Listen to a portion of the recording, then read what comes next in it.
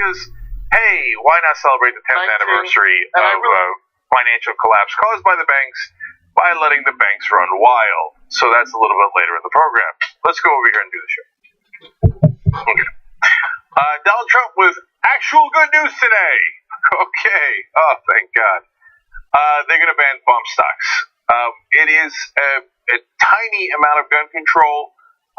It was largely relevant, of course, in the Las Vegas massacre that happened, where 58 people were killed and hundreds injured. It was not relevant in the Parkland, Florida shooting that just happened, but I will take it. Thank God at least something is on the board here. And he said just a few moments ago, this was earlier today, just a couple hours ago, said just a few moments ago, I signed a memo directing the Attorney General to propose regulations that ban all devices that turn legal weapons into machine guns. Ladies and gentlemen. No, wait, those are all wrong. I meant this. Oh, finally, a tiny piece of gun regulation. But like I said, credit where credit is due. It was something the NRA said they're willing to do because it's not something they sell a lot of. So this doesn't go to the heart of the weapons manufacturers' sales.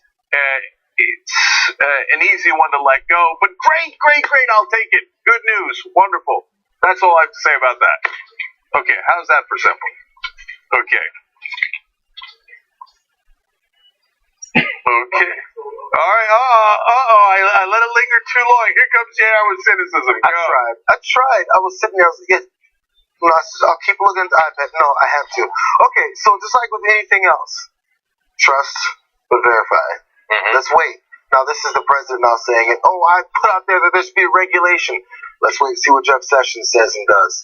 Let's wait and see what Congress says and does in response. I'm not sure if they even have to be a part of this. Just putting out, I asked him, or I'm signing something to tell him I officially said, do something.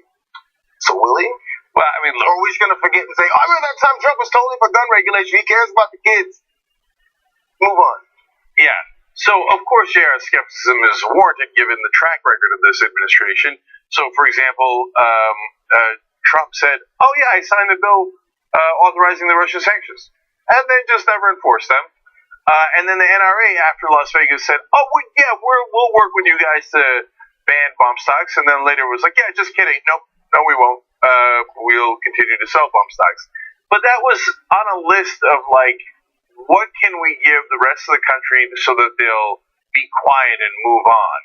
Okay, this is literally the smallest thing we can give them, where you turn semi-automatic weapons into fully automatic weapons with a piece of equipment we rarely ever sell, and that is only used in massacres. All right, let's give them that. So don't mistake me for overly celebrating, but at the same time, look, I want to encourage the right decisions and the right actions, and I don't care who takes them. So if it's Trump taking the right action, no matter how small it is, I'll take it. And yes, we will follow up and verify. Okay. All right, we have concession from JR. Fine. Okay. All right.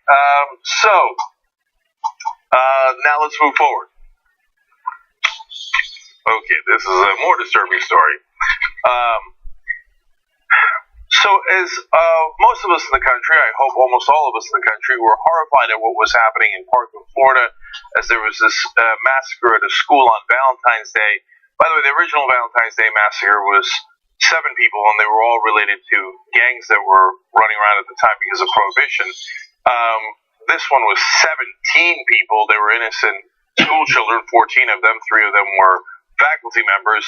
So what was considered giant massacres before are now considered much smaller events. These massacres are overshadowing other ones from our history.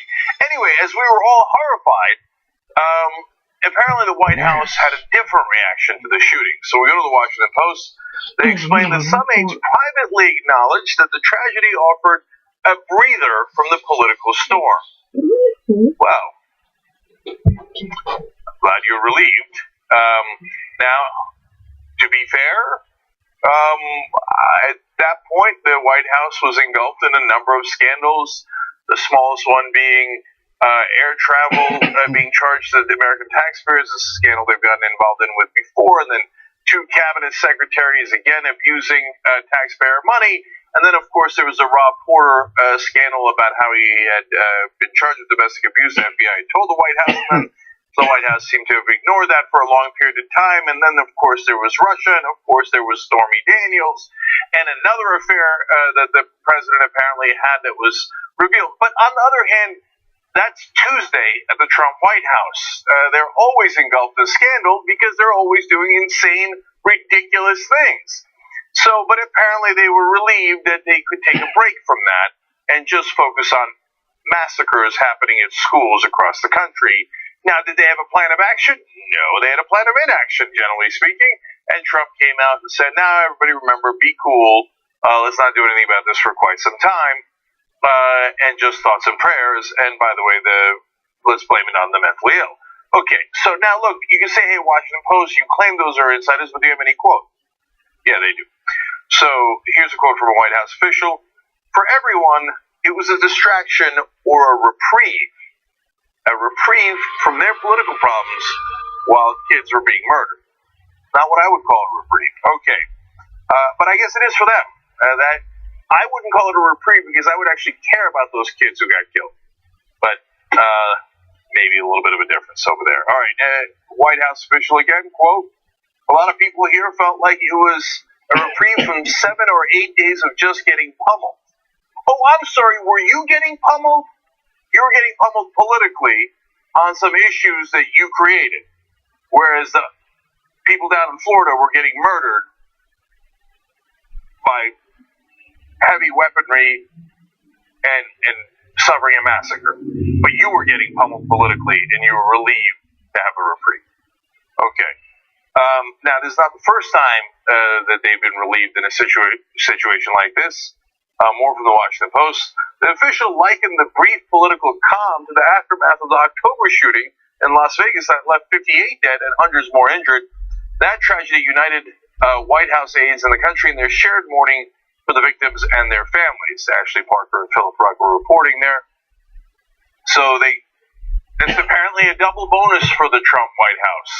One, you stop focusing on all of our scandals for a day while you have to go cover the massacre. And number 2, we get to pretend that we're all on the same side. Oh, we share your grief and we suffer along with you. Are we going to do anything? Absolutely not. And in fact, we're going to take a couple of days to regroup politically. And that is exactly what Ron Bongine, a Republican strategist close to the White House, said. At least he said it publicly. He said, the national tragedy in Florida has really, for now, turned the page on some of these crises. That's a third win. You forgot to ask them about all their scandals or continue to ask them about Rob Porter or all the affairs. Now, Russia is hard to ignore. And of course, you had the giant indictments coming from Mueller. So that continues to be in the news cycle. But look, to be fair, every White House is acutely aware of what is in the news cycle and what moves uncomfortable stories out, etc. I don't know why they celebrate. It's only a matter of time before they get themselves into bigger messes anyway. What are they going to do? Wait for another shooting, for another reprieve? But last thing on this, guys. Who in the White House is stupid enough to share this publicly? God, they're so dumb. Even if you all thought this internally and you're just celebrating and high-five, yes, another massacre. We're off the hook for this news cycle. And we'll take a couple of days to figure out what we're going to say. In other words, how we're going to lie our way out of this one, because we hadn't come up with good lies yet. So, by the way, that political strategist, Ron Bongine, talks about that too. He says they're going to come back, but what it does do is give the White House a chance to collect itself, and if they can't organize a communication strategy and get their ducks in a row. Okay, must be great for them. At least have the decency to shut up about it. Okay. Now, speaking of not having the decency to shut up, let's go to Jack Kingston. Okay. Former Republican Representative Jack Kingston was on CNN with Alison Camaretto. She doesn't let people get away with anything, so I'm not sure he picked the right show to try to pull this maneuver. He decided that he was going to launch a conspiracy theory about how it wasn't the students who were upset and want to rally against gun violence and for gun control, that it was actually nefarious left-wing groups. I would think that the students had pretty good grounds to be upset and pretty good motivation to organize, but apparently Jack Kingston doesn't think so. And by the way, just a little bit of context here. This is the guy who was often called a moderate Republican and enabled by guys like Bill Maher, who would have him on a show all the time as some sort of so-called moderate. Now, let's see if that's the case. Watch this. You're serious? You think these kids aren't acting on their own volition? Allison, I think it's a horrible tragedy, and I'm heartbroken that young people have gone through this, and I hope that it never happens again. But I also know that their sorrow can very easily be hijacked by left-wing groups but do you think who have an agenda. Well, let's ask ourselves, do we really think that, and I say this sincerely, do we really think 17-year-olds on their own are going to plan a nationwide rally? I would say to you very plainly that organized groups that are out there, like George Soros, are always ready to take the charge, and it's kind of like instant rally, instant protest. Okay, so who would look at this massacre and say, really, these kids who saw their best friends murdered in front of them would be motivated and able to pull off a rally? Who would be that deeply cynical, bad guy, whatever adjective you want to use, right? And those are the light ones. Well, you got to understand something that's important for context here. It's the hardest thing in the world is to escape your own perspective. And from a Republican perspective, every rally is financed by some outside billionaire or multinational corporation. Every movement is financed by lobbyists and donors. They don't have any independent thought. They come in, they get memos, and they do as they are told. So Jack Kingston normally projects. He thinks, well, whenever I am part of some sort of organized protest or rally, it's some billionaire or millionaire or corporation that put it together, and I got my marching orders, in that case literally, and I showed up. So for example, when the Tea Party happened, the original rallying cry, if you will, was, hey, the bailouts. We don't want the bank bailouts. They're taking our taxpayer money and giving it to these bankers who collapse the economy. That's actually a rallying cry I totally agree with. A lot of liberals and progressives would have joined those Tea Party rallies if that's what they were about. But they weren't. That's what they were mad about, but they never did a single protest about Wall Street. Not one. Why? Because giant buses pulled up, and this has been tracked, unlike Jack Kingston's conspiracy theories, this was shown. The Koch brothers pulled up buses that already had paintings against Obamacare put onto the buses, okay? And they showed up with notepads and said, hey, everybody, you're really mad at financial speculators. Well, that's inconvenient. We're financial speculators. So get on the bus and let's go to a rally against Obamacare so that you guys can't get health care when you need it. And they were like, oh, okay. And then they got on the bus. Since that's what the Republicans do, Jack Kingston thinks, well, the Democrats must do the same. No, these kids actually saw their friends get killed. And Alison Camerota is going to straighten it out anyway, because she was down there. She talked to them as they were doing the organizing. And she doesn't mention in the clip you're about to see, but I don't believe she spotted George Soros in the crowd. Here, let's watch. Jeff, I'm sorry. I have to correct you. I was down there. I talked to these kids. These kids were, Jeff, these kids were wildly motivated. I talked to these kids before they knew the body count of how many of their friends had been killed. No, Jeff. No one had talked to them yet. They hadn't been indoctrinated by some left-wing group. They were motivated from what they saw and what they endured during that ordeal. I don't doubt their sincerity. Yes, you do, I absolutely know these children are heartbroken, but I also know they probably do not have the logistical ability to plan a nationwide rally without it being hijacked by groups that already had the pre-existing anti-gun agenda. Jack, it's just silly. They're already doing it. They're on buses going to the state legislature today. They're 17 years old. They can figure this out. But they have the money for the bus, and they're ready to go. I mean, I just have a hard time believing. See? because he has a hard time believing they got the money for the bus, because whenever they do a rally, somebody already provided the bus, and it was one of their donors. So the reality is, yeah, the kids are doing fundraising right now, and a lot of people are happy to give them money because they're outraged by what happened. And of course, it's the Republican idea of the young too, like a bunch of millennials. Of course, how can they possibly do it without a billionaire backing them? Bunch of idiots. Of course, they can't organize. Wrong. They can organize. They did organize. It was them. Okay. My favorite part of that was Cameron though going, Jack. Okay. Now, finally, let's let the kids respond. Here's one of the students, Brandon Abzak. I think it's very despicable that he would even have the audacity to say that. Young people all across this country and over the world should feel that they have the power to make things right. And especially in the wake of a tragedy, we really show who we truly are. So to say that just because we're young, we can't make a difference is not right. And he should apologize for that. Yeah. I'm looking forward to Jack Kingston's apology. He's a Republican, so that is very, very unlikely to happen. One more time.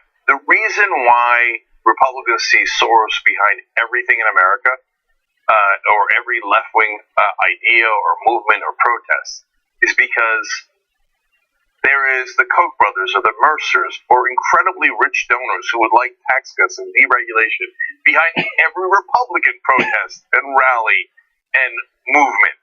So that's why they naturally think they must be likewise. No! Jack, I got news for you. There are actual citizens in this country who care about things. And they don't need a billionaire to tell them to care. They actually care. And they actually want action. Not everyone in the country is bought like you. Okay. Now, how can it get worse than that? But come on. They're Republicans. Of course it's going to get worse than that. Let's go to the next story. Okay. So, Republicans are, of course, going to attack the kids who were shot in Parkville, Florida. We were speculating at the Young Turks production meeting when Donald Trump would start to attack the kids. First of all, let's do a countdown on that. Tick-tock, tick-tock, until he himself goes after the kids in a tweet. But Donald Trump went after them, Donald Trump Jr., and of course with crazy conspiracy theories. We'll get to that in a second. Just a quick quote from others as well. Of course, Jack Kingston, former Republican representative, saying that George Soros must have put the kids up to it because these kids couldn't possibly organize anything on their own, etc. And then you had Ben Shapiro saying, "What, pray tell, did these students do to earn their claim to expertise? They were present during a mass shooting, and they have the right point of view, according to the left." So we're just going to dismiss that. They saw their friends get shot in front of their own eyes. They saw 17 murdered bodies in the hallways of their schools and outside. What expertise do you guys have about gun control? I'd say that's pretty good expertise. That's pretty good experience with the damage that these weapons can cause. So, look, that doesn't mean that you shouldn't quote facts and stats, and we've got plenty of that. The more shootings the more guns there are in a country, the more mass shootings you have. And that is a verifiable fact shown over and over again. There's 130 studies that show more guns lead to, very unsurprisingly, more gun homicides. Wow, what shocking revelations. And I'm sure that Shapiro and his like will find one study by a conservative paid by some sort of gun manufacturer to say, no, guns actually spray out rainbows and unicorns and make people really happy when they hit them. So, but yes, these kids have an absolute right to speak out. I would argue no one has a better right to speak out than the kids who were there and saw the massacre with their own eyes. So now that leads us to Donald Trump Jr. So, as Mediaite explains, Donald Trump Jr. touted a post on a fringe right-wing conspiracy website early Tuesday morning that slammed a high school student and survivor of the Florida school shooting, even suggesting the teen is an FBI plant. Of course he did. Is there non-fringe conspiracy theory spreading right-wing websites? I mean, I don't know of any Breitbart, all these pundits. I mean, they all have insane conspiracy theories, from Pizzagate to everything else.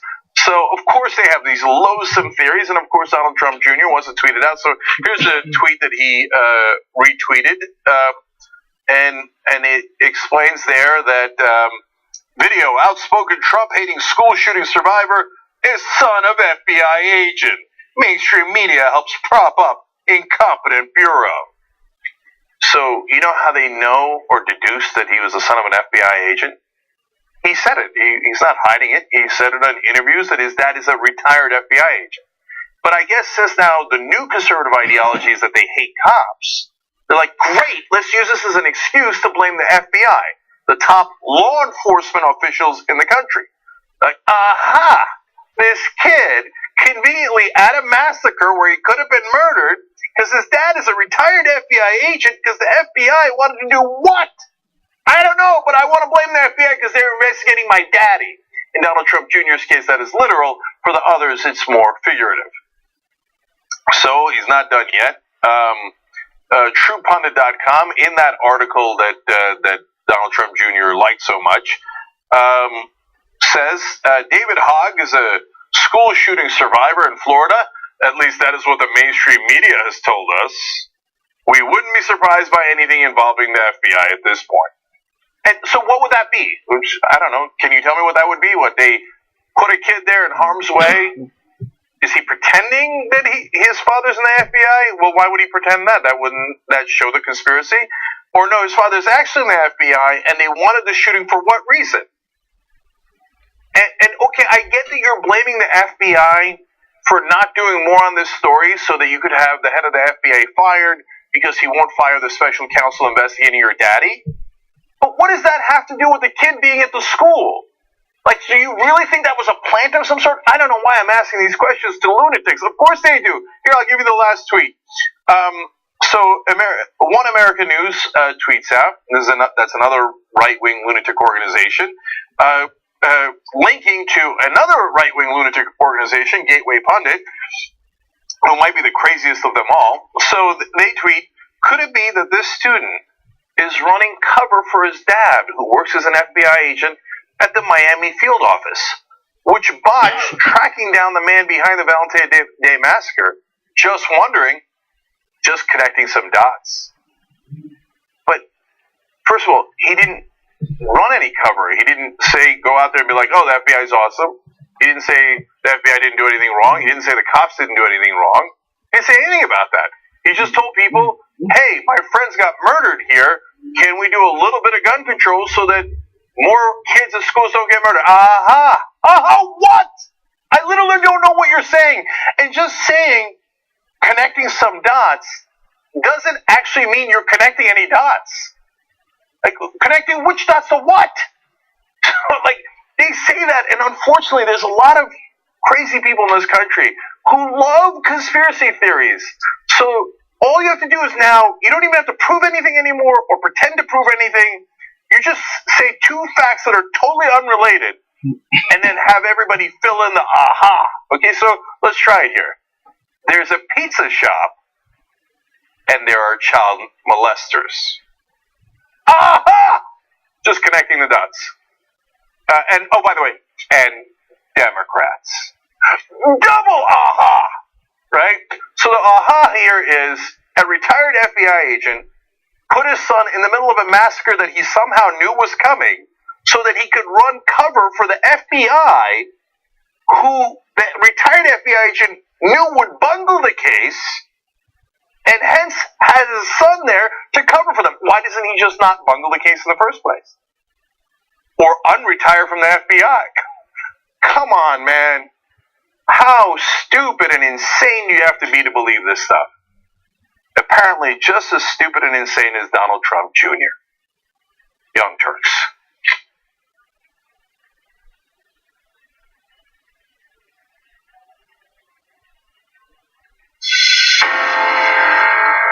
300 million is a pretty good number. We were doing a press release on it, and I got all worked up. And I said, okay, well, that's the size of the U.S. population. You know what our next target is? The size of the entire world on the road to 6 billion. Although by the time we hit it, it'll probably be 7, maybe 8 billion. Not a big deal. A couple of days ago on the TYT network, we passed 1 billion views. What the hell? What the hell? No, what? That's a big freaking deal. 2 billion views. What now? Sorry. What did we do? 2 billion? 2 billion. They said it couldn't be done, but it was done. We just crossed 5 billion views on YouTube. I mean, imagine 10 years ago thinking, one day, you're like, are you nuts? Yes, Turks crosses.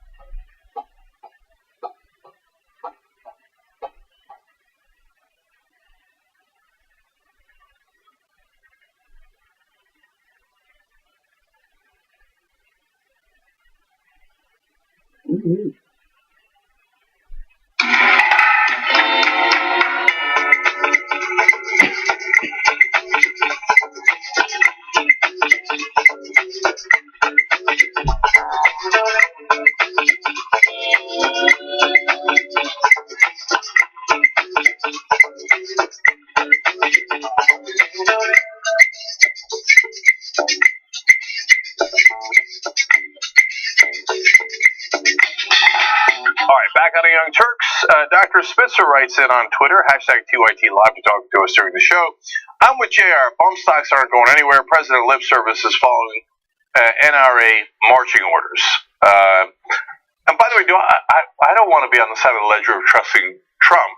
I don't want to be put in that corner. I'm just saying it's good news today. We'll keep up with it. All right. Moose on the Loose says, sick and tired of Band-Aid solutions to every cancerous situation in this country. Couldn't agree more, and don't get me wrong, I'm happy that bump stocks are banned, if they in fact are, but that is definitely a Band-Aid, and not actually treating the cancer. Gabby with a terrific point. You know we're living in a backwards-ass world when the president acts like a petulant child and children act presidential. Excellent tweet. How often is that said in America anymore? Excellent tweet.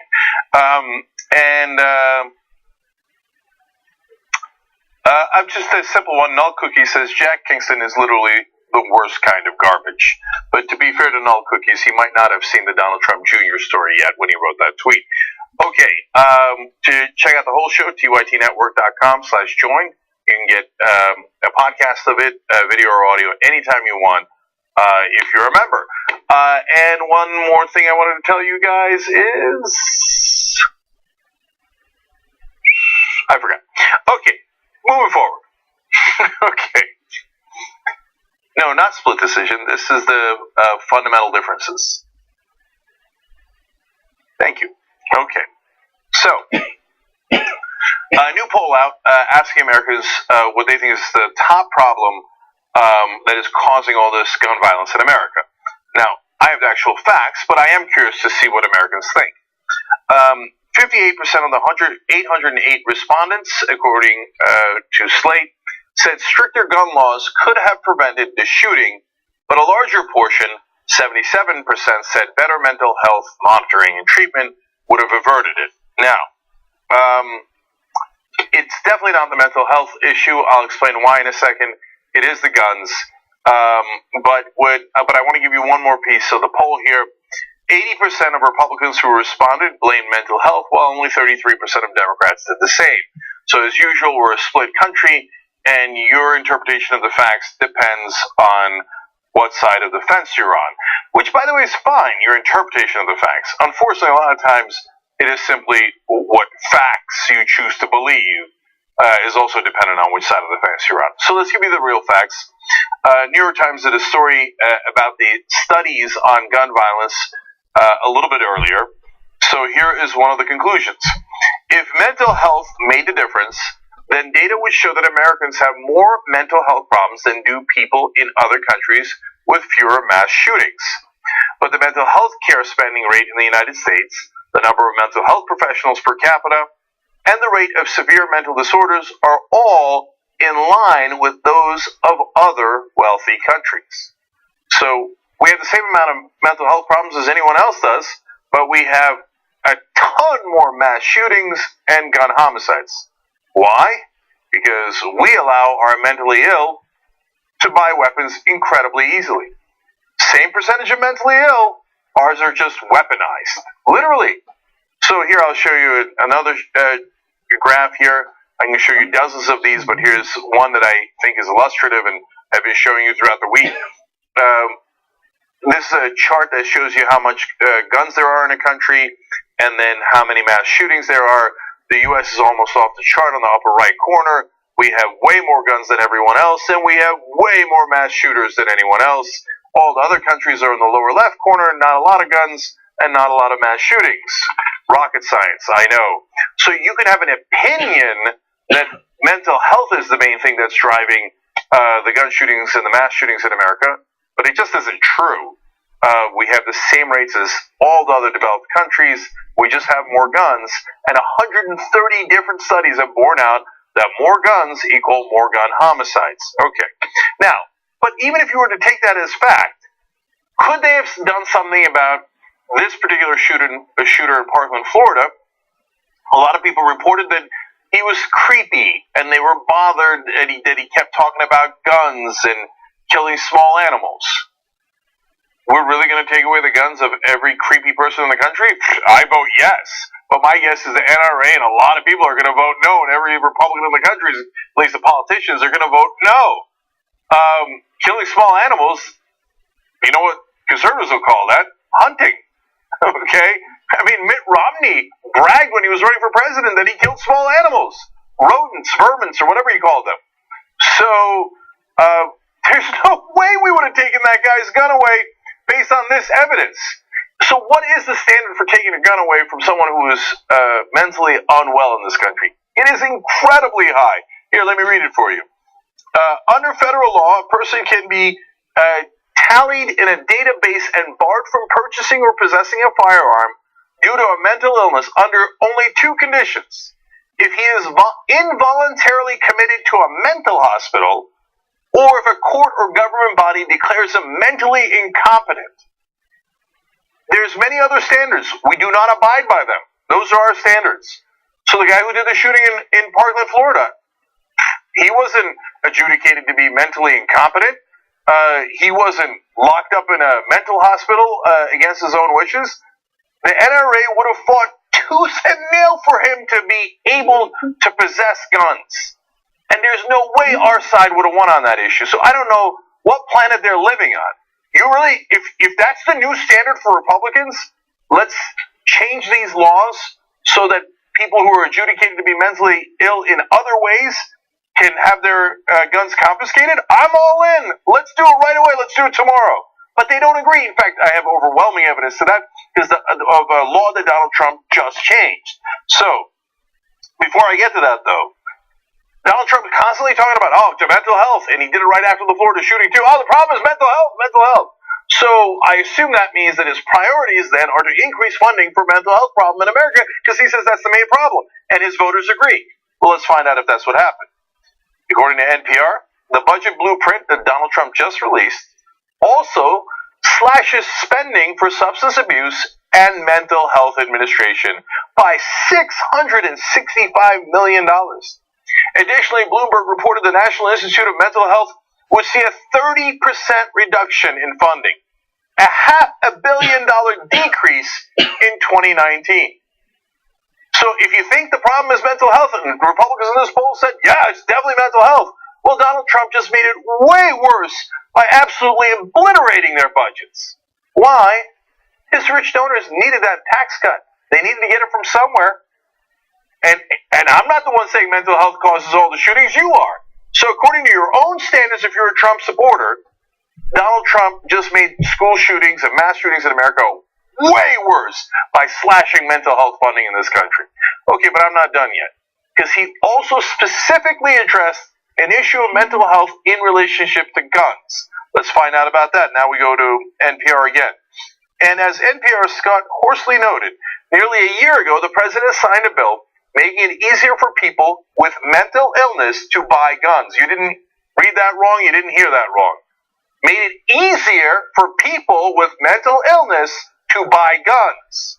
The new measure rolled back an Obama-era rule that would have required the Social Security Administration to send records of some beneficiaries with severe mental disabilities to the FBI's National Instant Criminal Background Check System. NPR's Susan Davis reported about 75,000 people found mentally incapable of managing their financial affairs would have been affected. Do you understand that? I went through this when he did it. This was one of the first things he did as president. So, if Social Security Administration says, you are so mentally incompetent that I cannot give you your Social Security check because you don't know what to do with it. You don't have the mental capacity to figure out what to do with it, to put it in a bank, to spend. You just can't handle it. I need to assign someone else to handle your finances. The NRA pushed for, and Donald Trump signed into law, a bill that says those people should be allowed to buy guns and keep the guns they have. They don't know what to do with money. They can't possibly manage a single dollar that is actually theirs. But let's give them weaponry. Let's allow them to buy AR-15s. So if you think mental health is a problem, these are absolute facts. Donald Trump cut mental health funding and said that mentally ill people should be allowed to buy guns easier.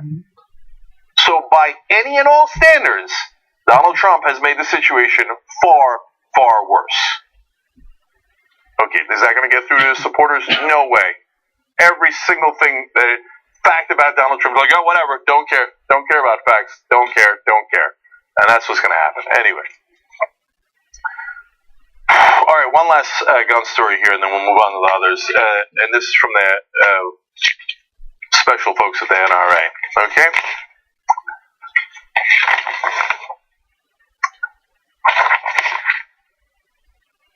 So a billboard just popped up in Kentucky, right around Interstate 65.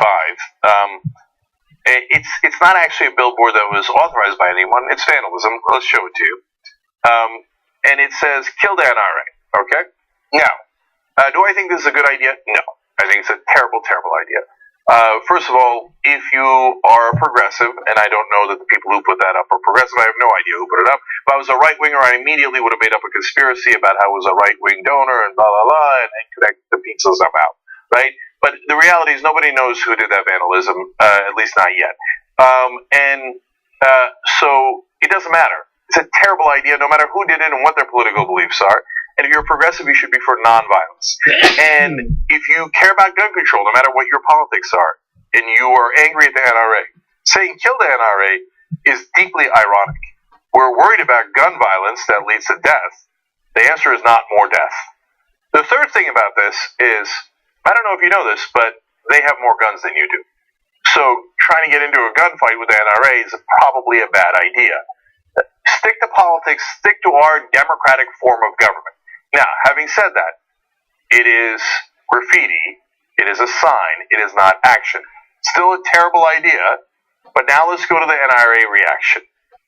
They put up a Facebook post saying, this is a wake-up call. They're coming after us. Okay, like, look, you look at the sign, I just told you how bad it is, and you could say maybe that's a justifiable reaction, right? All right, now let me give you the context. The NRA still has not said anything about the Parkland, Florida shooting.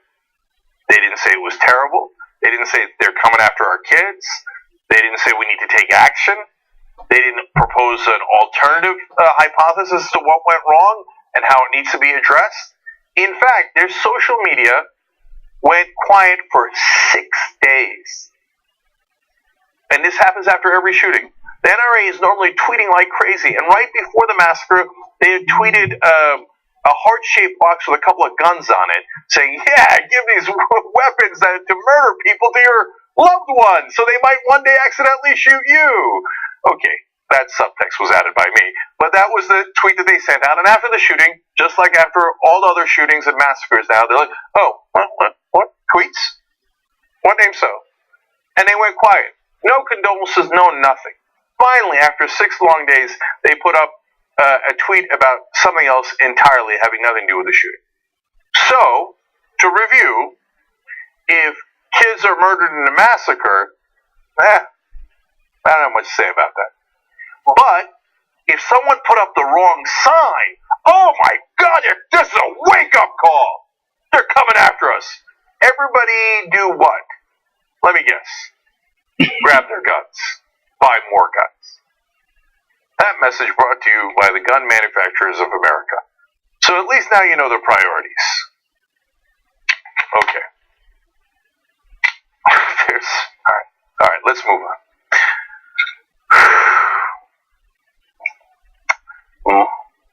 Robert Mueller, special counsel, with yet another indictment and yet another guilty plea. And this one's a really interesting case. It is the case of Alex van der Zwaan. So, wait till you find out who he's connected to. First, let's give you the full context. Alex van der Zwaan, the Russian-speaking son-in-law of a Kremlin-linked oligarch, was charged Friday with lying to investigators about conversations related to his trial preparation for Ukrainian politician Yulia Tymoshenko. Okay. All right, he's lying about this random Ukrainian politician, etc. Why do we care? Well, let's keep going. The attorney was accused of lying about his last contact with former Trump campaign associate Rick Gates, and another unnamed person, and with destroying emails about the unnamed person in September 2016. The unnamed person, based on context clues, is almost certainly Paul Manafort. So it turns out, okay, he might be representing this Ukrainian guy, but the real crime here was what he wanted to cover up in relationship to Manafort and Rick Gates, who worked with Donald Trump. Which then, of course, makes you ask the question, well, what did he want to cover up? Now, remember, the dominoes are falling. So Rick Gates has now turned and taken a plea deal. He worked with Manafort for 30 years. He worked on the Trump campaign. He worked in the Trump administration longer than Manafort. And he worked into the Trump administration. If there are shady ongoings with the Russians connected to Trump, Rick Gates is very likely to know. Now, Rick Gates turns evidence. All of a sudden, that exposes the lie of Van der Zwaan. Van der Zwaan then is caught, and now we know that he deleted the emails that he said he didn't know anything about and lied about contacting Gates and Manafort because we have Gates' testimony. So down goes Van der Zwaan. He worked at Skadden Arps, was a real legit lawyer, and he doesn't want to go to federal prison. So now he gives his evidence into the special counsel. Let's see where these dominoes continue. Van der Zwaan, father-in-law is German Khan, who is a co-founder of Alpha Bank, which fell under FBI investigation for attempting repeatedly to link up to a computer server in Trump Tower during the presidential campaign. Okay. First, we have the name German Khan, which is already awesome. That's right out of a movie, like a Tarantino movie. Who did it? It was obviously German Khan. But now, back in the real world, he is a very pivotal character in this story because he owns the Alpha Group, which owns Alpha Bank. Now, you might have seen me do this story a while back. If you haven't, there's this mysterious server in Pennsylvania that is owned by Trump. It keeps getting pinged over and over and over again. And it gets pinged by two groups for 99% of the pings. They don't know what's in the pings, but it is weird that 80% of the communication comes from one group and 19% from another. The 19% we find out later is connected to the DeVos family. Okay, this was before the election, and so the DeVos family then winds up having Betsy DeVos as education secretary and Eric Prince having his plans accepted and a secret private CIA funded in the budgets that just got approved. Okay, so who was the 80%? 80% of the pings to Donald Trump's random server in Pennsylvania were from Alpha Bank. So we don't know if it was communication. We don't know what was in there. Boy, that'd be great to know.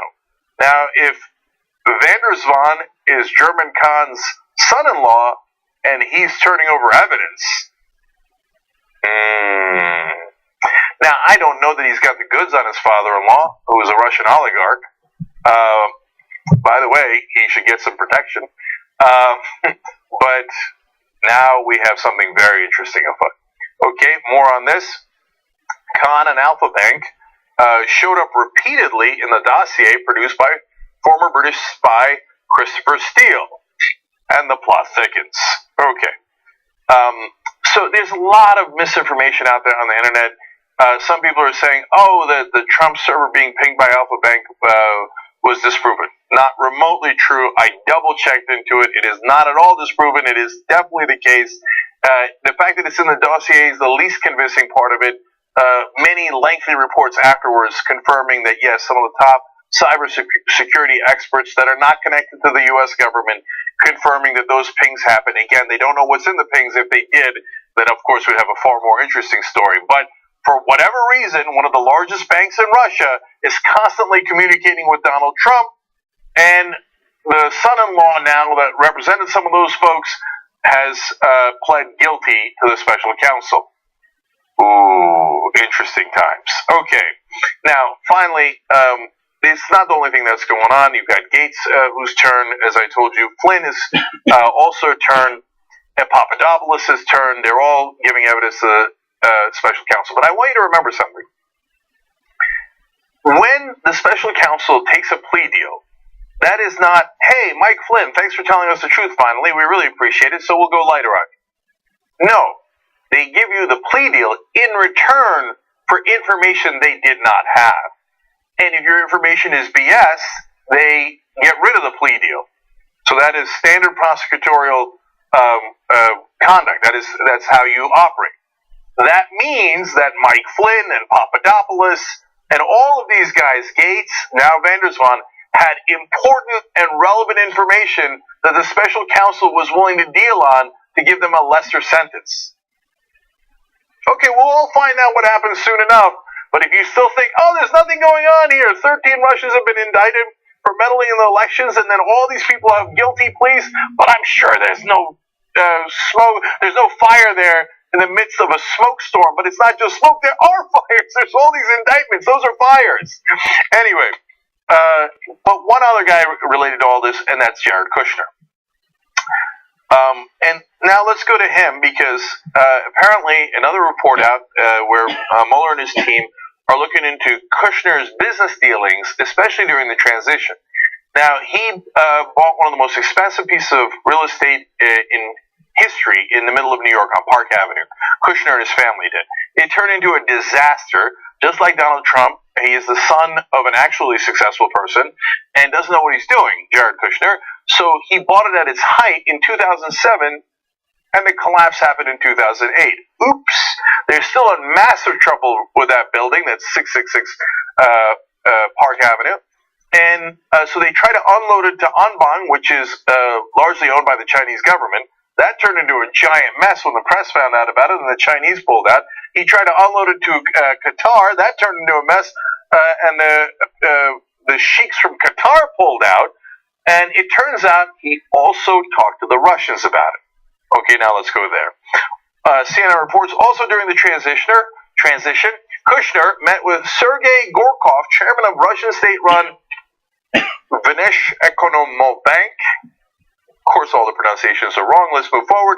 Kushner testified on Capitol Hill that the meeting was for official U.S. government purposes, but the Russian bank maintains that the sit-down in New York was part of their roadshow of business meetings, and that Gorkov met Kushner because he ran Kushner Companies.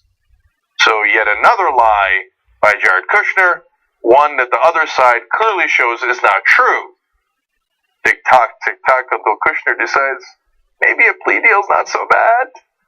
Sorry, Papa. Okay, last fall, Kushner turned over documents pertaining to the campaign and transition to both Mueller and congressional investigators, sources told CNN in November. Kushner spoke to investigators in November for less than 2 hours, and the dominant topic was Michael Flynn, according to two people familiar with the meeting who spoke to CNN at the time. Now, let's remember that Michael Flynn and Jared Kushner were in a meeting with the Russians together. And Michael Flynn has already turned over that evidence to the special counsel. Tick-tock, tick-tock. Okay. See, that's actually connecting the dots. You see, they go from one domino to another to another. They get information, they connect the dots, they go to the next guy, then they got him, then they go to the next guy. I don't know if you know who's at the end of that train. His name starts with Donald and ends with Trump. Okay. And does not have Junior in it. Okay, anyways, let's move forward. I gotta go. What's the next story? Okay, yes. All right. Now, this is a deeply disturbing story. It's about Donald Trump's approval ratings being high among Republicans. Now, if you don't like the show, and I don't know why you wouldn't, and you're a big fan of Donald Trump, maybe those two things might be connected, you're going to say, of course you don't like this story. He's so popular. No, he's popular among Republicans, and I am disheartened by the two different planets that we live on. So let me share the info with you. Gallup's most recent weekly survey, conducted from February 5th to 11th, showed President Trump's job approval rating among self-identified Republicans at 86%. All the lies, all the bumbling, all the hypocrisy, the affairs with Playboy models that evangelicals claim to care about, 81% of them voted for Donald Trump. They're like, multiple affairs with Playboy models. High five! Right? And I can't get into the literally hundreds of lies that he's told. It misses them completely. They don't care. They don't care. They don't care. They don't care. Now, the Democrats on the other side gave Donald Trump a whopping 7% approval rating. So, one side of the country thinks Donald Trump is killing it, 86%. The other side, 7%. We just don't live on the same planet anymore. And by the way, it's partly because we're not getting the same information anymore. So a lot of the Trump voters, well, they watch us. Just look at the comment section. But other than us, they don't watch a lot of other things that give them actual information. So you think they're reading New York Times stories? You think they have intellectual curiosity and they're like, I wonder what the National Review wrote about this? That sentence almost never uttered by a Donald Trump voter. So no, they don't care. They're getting the news from Fox News and from online sites. Almost every right-wing online site is filled with lunacy, not remotely attached to the facts. That's where they get their information. So to them, they're like, I don't know, everything I read online says Donald Trump is a god among men, and that he might rival Zeus for how well he throws lightning bolts. Okay, is that what Zeus does? Okay, and his hammer is larger than Thor's hammer, even though he has tiny hands. No, in fact, Gateway Pundit told me he has giant hands. Okay, and whereas Democrats are, of course they also get news from some folks who lean to the left, but they also get news from regular news outlets and things that are true. Okay, but it's actually a little bit worse than you think. Let me show you two more polls. SurveyMonkey polling from the first week of February shows a similar pattern. 89% of Republicans said they approve of Trump's handling of his job as president. 89%. I'm going to come back to that point in 1 second. And the share of Republicans who strongly approve in the mid-50s for much of last year is up to 61% of Republicans. That is normally a mid to low number, because it might be one thing to say about a politician, yeah, I kind of like him, he's kind of on my side. It's another thing to say, no, that's my guy. I strongly like him. 61% of Republicans saying they strongly like Donald Trump. So, one side that is disconcerting to me is that we're not getting our information from the same people and the same sources. So, there's just two different fact patterns leading to two different conclusions for two different parts of this country, and I don't know how we're going to put them back together. The second part that is important here is I'd like to break a myth that the mainstream media puts out there. So I'm not the one to say the mainstream media gets it right every time or that they don't have a bias. I think they have an establishment bias. I think they love the status quo. That doesn't mean they make things up out of whole cloth. But one thing that I think that they get wrong is, oh no, Donald Trump is an aberration. He's not like the other Republicans. The other Republicans are good people, wonderful people. How could Hillary Clinton call some of them deplorable? No. Donald Trump is an outlier. And by the way, Hillary Clinton tried the same strategy. Oh, no. Good Republicans are going to vote for me. Good luck with that, sister. How'd that turn out? And by the way, what I view to be uninformed Democratic politicians still saying, oh, no, we're going to get the Republican voters in the suburbs. No, you're not. No, you're not. The overwhelming majority of Republicans love Donald Trump. You're not going to get their vote. And mainstream media, get it through your head. He's not unlike other Republicans. And when it comes to Republican voters, he's very much like them. That's why they like him so much. So stop making excuses for the Republican Party. Now, look, the Republicans would tell you, you don't need to make excuses for us. We think he's awesome. We think he's fantastic. He's doing a tremendous job.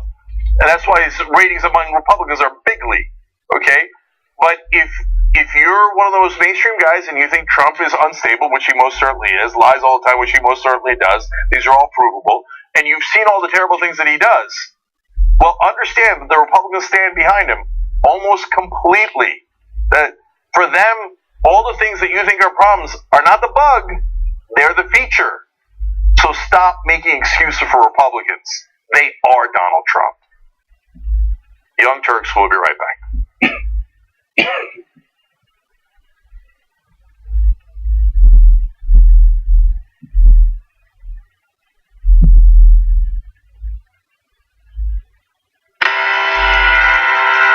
We are actually the longest running daily stream on the planet. Later tonight, we start a revolution. Yes, another one. I ask leave of the Senate to continue my remarks. Too strong. Trump. You're not answering the question. Answer the question. No one is above the law, and that includes the President of the United States of America. Go, engage, fire. Congrats to the Young Turks. They actually won a Streamy Award tonight. We'd like to thank Donald Trump, obviously. We just crossed 7.6 billion views. Revolution won't be televised. Hello, Internet. I am the least anti-Semitic person that you've ever seen. I think there's blame on both sides. Oh, these politicians get the worst. They have these beautiful soft towels. It's just so wrong. They took your wealth and redistributed it to them. The government's robbing you, and they're distracting you with fucking nonsense. Fake news, the enemy of the people. Nobody knew that healthcare could be so complicated. I can't speak as dumb as he understands. The market will be destroyed by this plan, and 45 million people will be left without insurance. They will be met with fire and fury. We've just launched 59 missiles. MSNBC shows the bombs taking off, and Al Jazeera shows you when they land. The profiling and the Muslim bans have begun. Today, my father and brother await deportation. Horrific acts of violence in Charlottesville. I want you to see what hate looks like in America.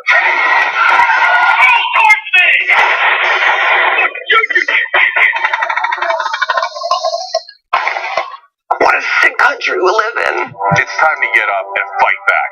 Giant protests against Donald Trump. Women's marches take over more than 500 cities across the United States. Immigrants throughout the United States who protest. I don't think they're peasants. I actually think that they enrich this country with their culture. I don't want a resistance. I want a revolution. History is not on your side. Your fundamental principle is flawed. This is outrageous, unethical, bad government, and frankly, it's coming from stealing corruption. We work together as a community. We stand up for each other. A total solar eclipse. Oh my God. Climate change is my number one issue, and to be able to help amplify message and research of these workers is like a dream come true. Colin Kaepernick chose to sit during the national anthem to protest police violence against African Americans. This has sparked a new movement. More and more women are sharing their stories of sexual assault. It's happening right in front of our eyes as the culture is shifting. We have to speak up ourselves. We have to create movements ourselves. You see it unfolding in real time as women stand up together collectively and go no more. So many women came out of that women's march and said, I'm running for office. You want to talk about the revolution? Here it is. It's going to be awesome. TYC. TYC. TYC. Young Turks. You do have the power to change people. You do. I hope one day we can all learn to live together in a decent way and not let all types of media and corrupt established system tear us apart.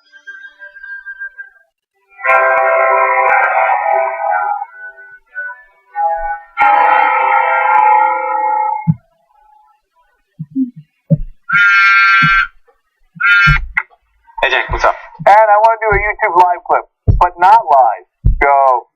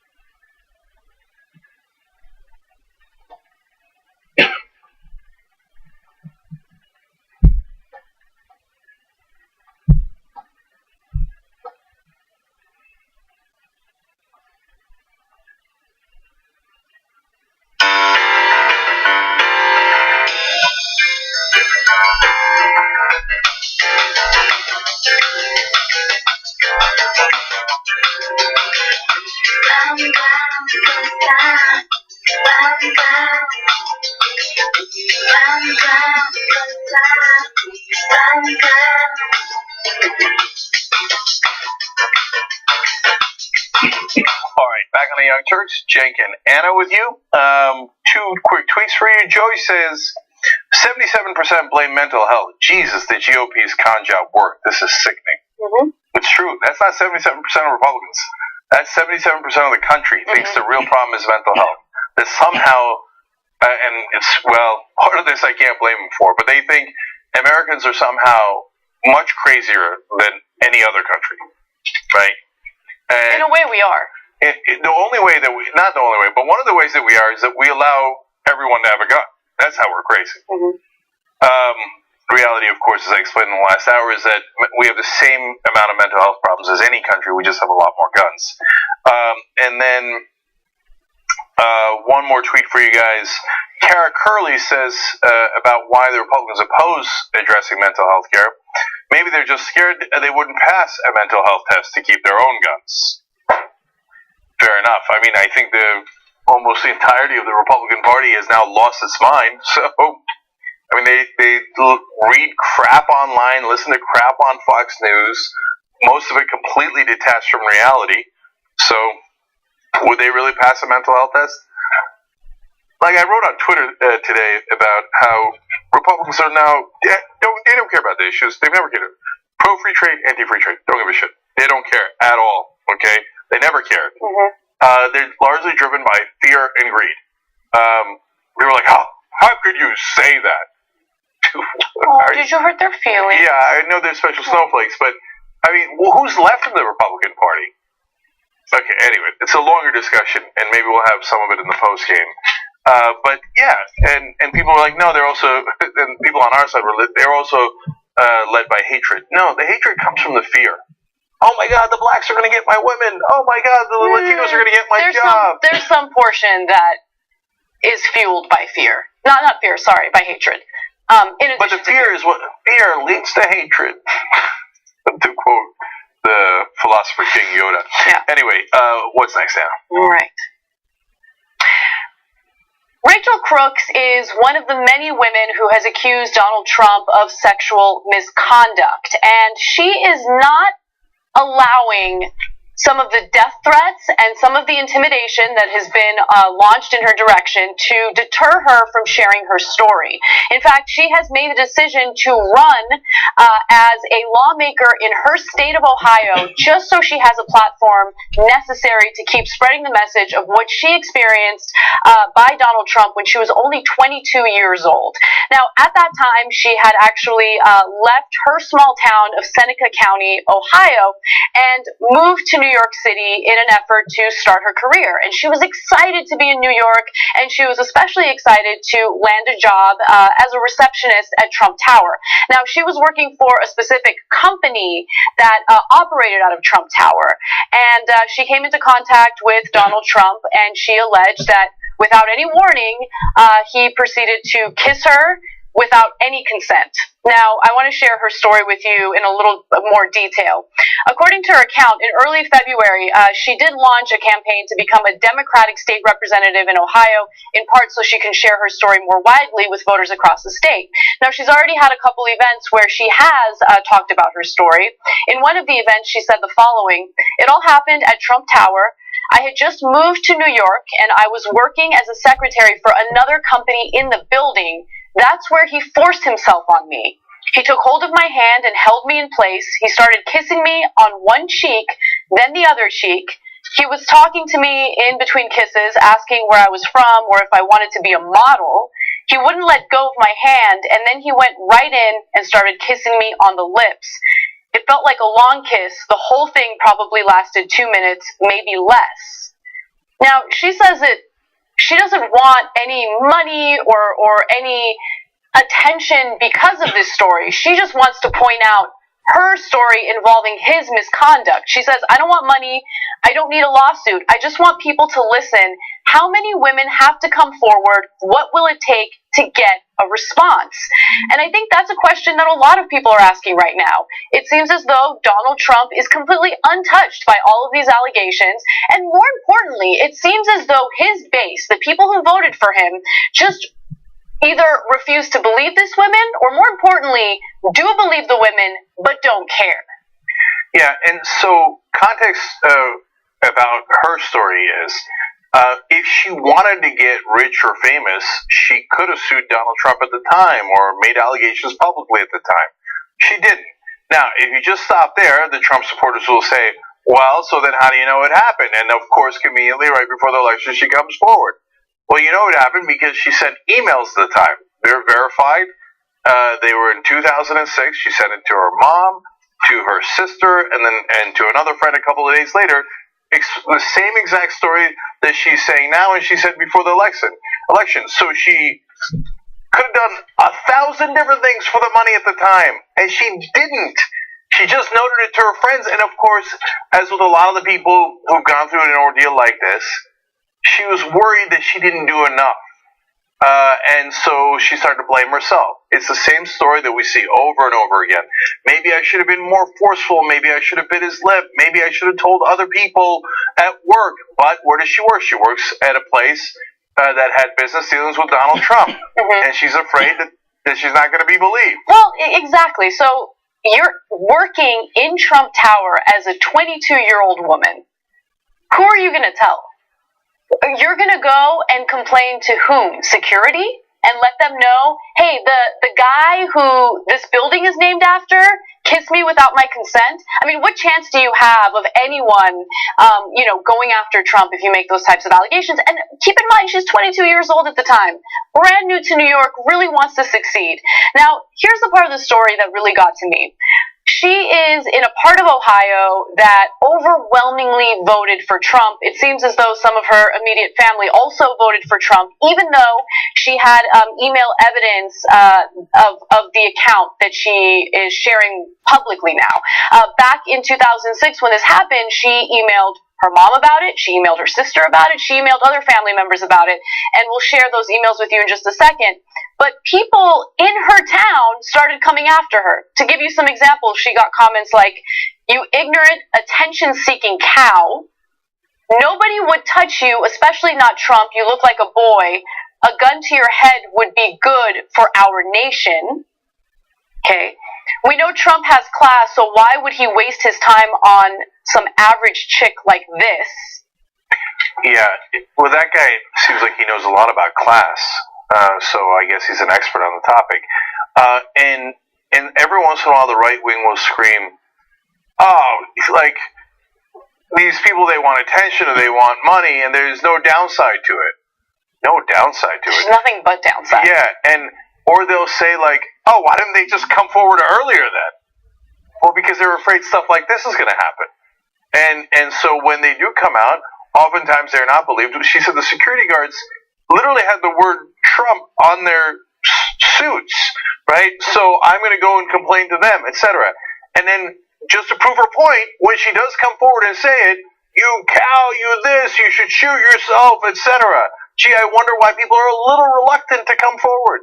So the issue of sexual assault has now, like everything else in the country, become so politicized, where you have people on the right, specifically Trump voters, who pretend like they care about sexual assault, who pretend like they care about the well-being of women and making sure that they're not victims of misconduct if there's someone on the left wing involved.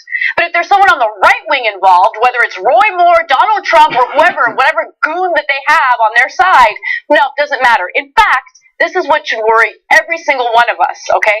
94% of Trump supporters told pollsters that their views were not impacted by the sexual harassment allegations against him because they don't care. They don't care. They loved running their mouths about Bill Clinton, and by the way, Bill Clinton, not an angel, deserved the criticism that he got. But it's interesting how they would run around talking about how he, is guilty of sexual misconduct, but they won't do the same thing when it comes to the president that they voted for. And so we get nothing for our principled position. Nothing. So if we say, hey, Bill Clinton shouldn't have done the things that he did, nobody comes and goes, hey, progressives, way to be principled, right? And the Republicans don't go, oh, you know what, golly gee, they're being principled, maybe we should be principled too.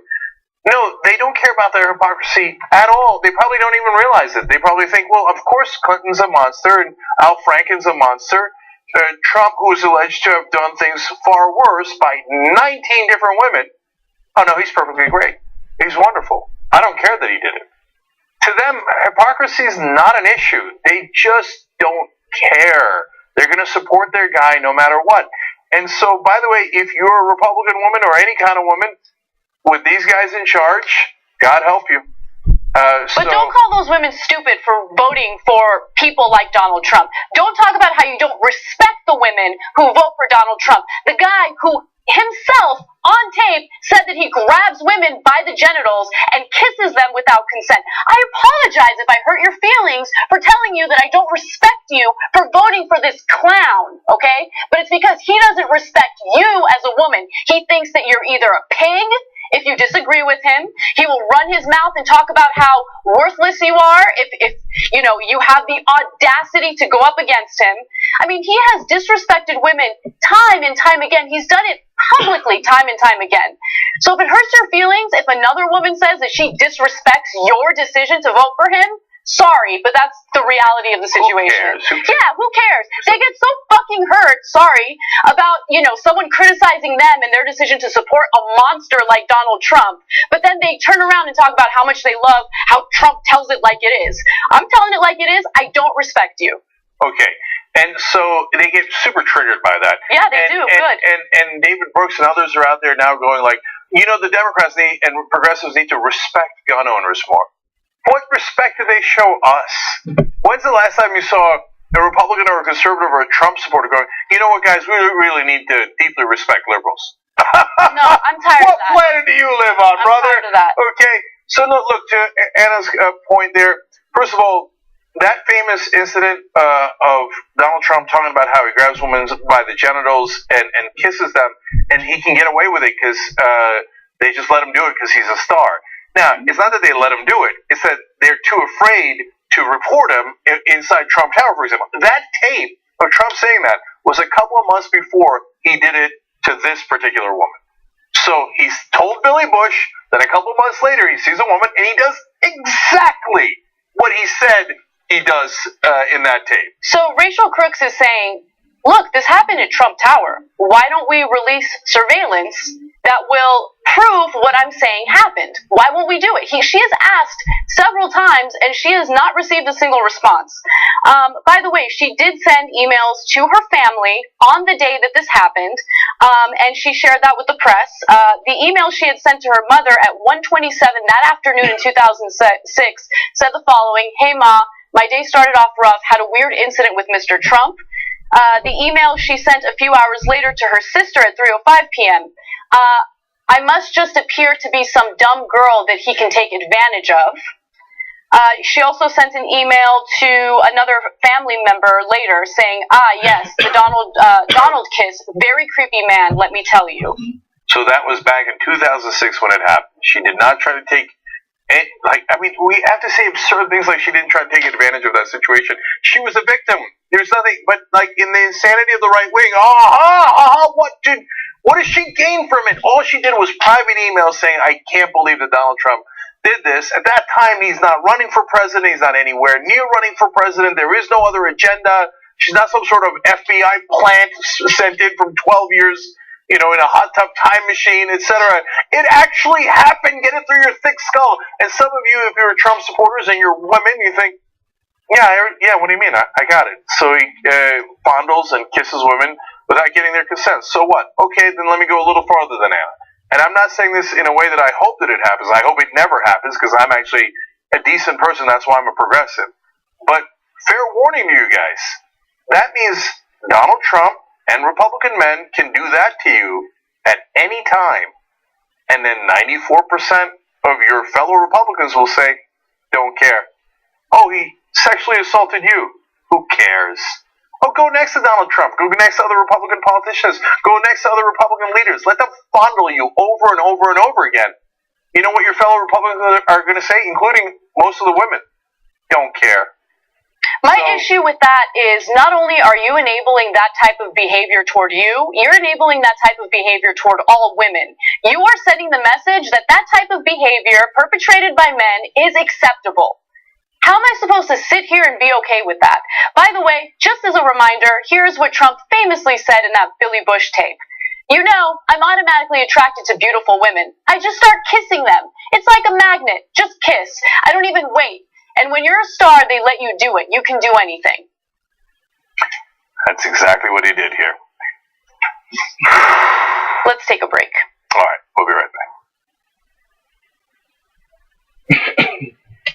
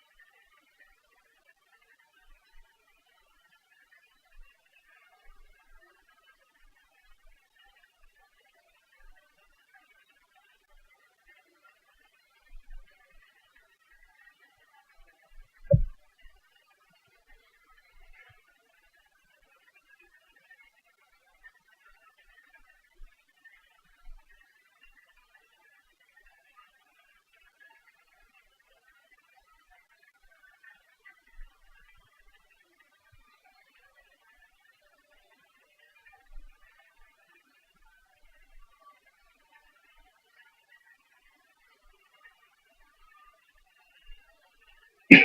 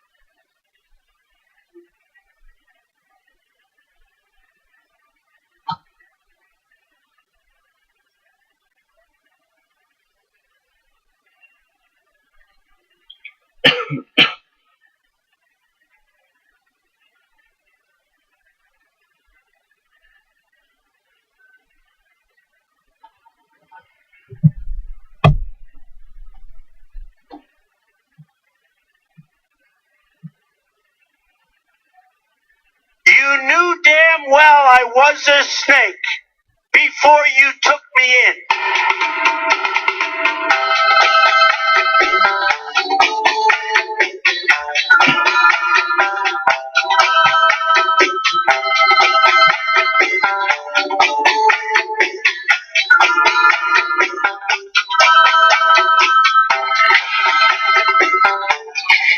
All right, back on the Young Turks. Dan Joyner writes in, wow, Anna's on before 7:15. Progress?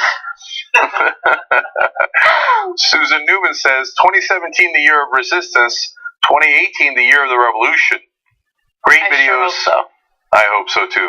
Great videos of TYT contributors and resistance marches during the break. Love it. A lot more where that came from. Look, guys, you got to be checking out Rebel Headquarters. So we're telling you about all the progressive events that are coming up. I've got 4 events I want to tell you about tonight. I want you to get involved. We've got candidates that are on. We've got people who wrote books about progressive movements. We've got the woman who made a documentary about the brainwashing of my dad. So if you're a member, you get all that anytime you want. You get all the network shows. So tytnetwork.com/join to become a member. But if you're not, that's okay. I want everybody to find out.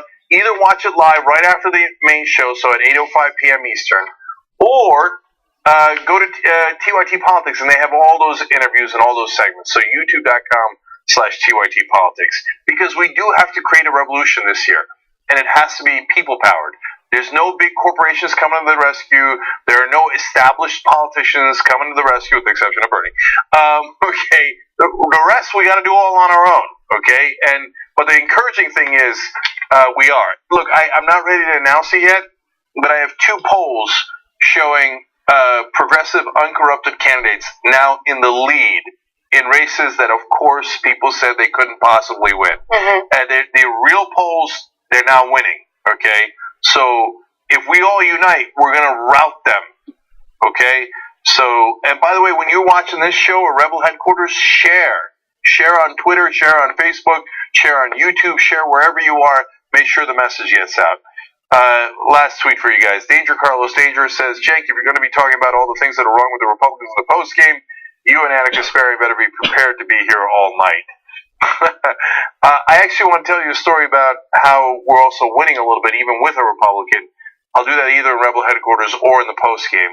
And Adam Vaught and Lanny Alden are our members of the day. Okay, what's next, Anna? Cape Town in South Africa has been dealing with a severe drought over the last 3 years. Recently, we covered this story and talked about it in greater detail, but we do have an update that seems like it's a little bit of a positive, but overall, Cape Town is still dealing with a drought that is limiting their water supply in a serious way. Now, Cape Town has just announced that its water-saving measures, which require each citizen to use less than 50 liters a day, had successfully pushed back day zero to the 4th of June. Previously, Cape Town was predicting that they would run out of water by April 12th. So since they're conserving water and they're taking extreme measures, that day it has been pushed back. It's been postponed a little bit. Now, the 50-liter limit, just to give you an idea, is just enough for a very short shower, about a minute and a half, and a one flush of the toilet a day when other needs, including just one load of the washing machine a week, are taken into account. So they can wash laundry once a week, which doesn't seem that extreme. That's kind of what I already do. But 1 minute and a half for a shower. And again, their water is limited. 50 liters a day per person. I mean, if you're a family of 4 and you can only flush the toilet once a day? No, don't even want to think about it. That's a disaster. That is a disaster. Now, this is not only having negative impacts on the livelihood of people living in Cape Town, but it's also having a negative impact on a huge source of revenue for Cape Town and for South Africa, which is tourism. So at one Cape Town hotel, visitors who insist on a bath, which takes 80 liters of water, now have to carry a large rubber duck placed in their bathtub to reception, and then they exchange that for a bath plug. So it's... What, are they shaming them? I mean, honestly, if I were in Cape Town as a tourist and I wanted to take a bath, I would hope that people would shame me. 80 liters of water when the people actually living there can only use 50 liters a day. And that's just for one bath. Don't take a bath in Cape Town. Yeah, come on. But, I mean, this is the insanity of our planet right now, where we're celebrating that a major city in the world is going to run out of water a little later than we expected this year. Also, tourism, both foreign and South African, contributes $3.4 billion to the province's economy each year. So there's a lot of worry now that because of this drought in Cape Town, tourists are less likely to travel there, and it'll have a rippling effect on other parts of South Africa, because oftentimes these trips begin with Cape Town and they move on to other parts of South Africa.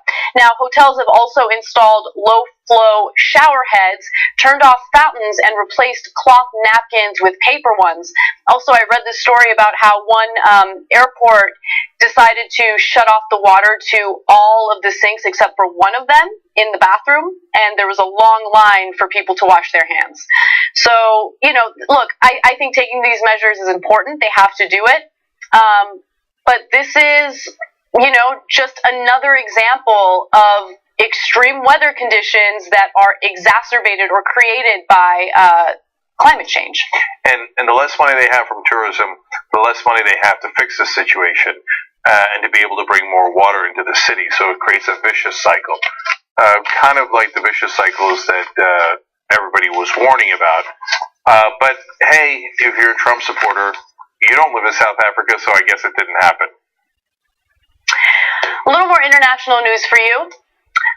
Russia will be holding elections very soon, and there are some videos that are going viral on social media, one of which has a homophobic message for voters.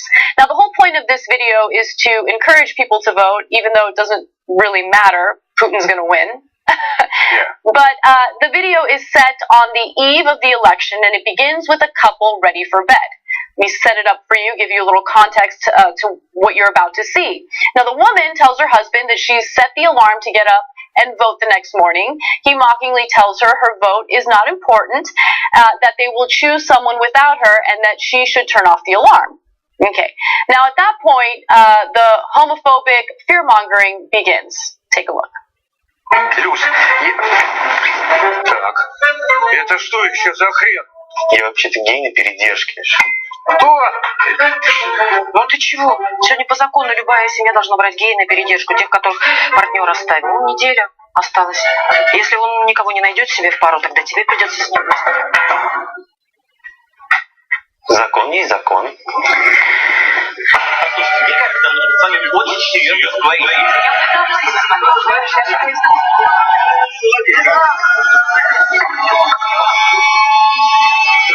So the point of the video is, if you don't get out there and vote,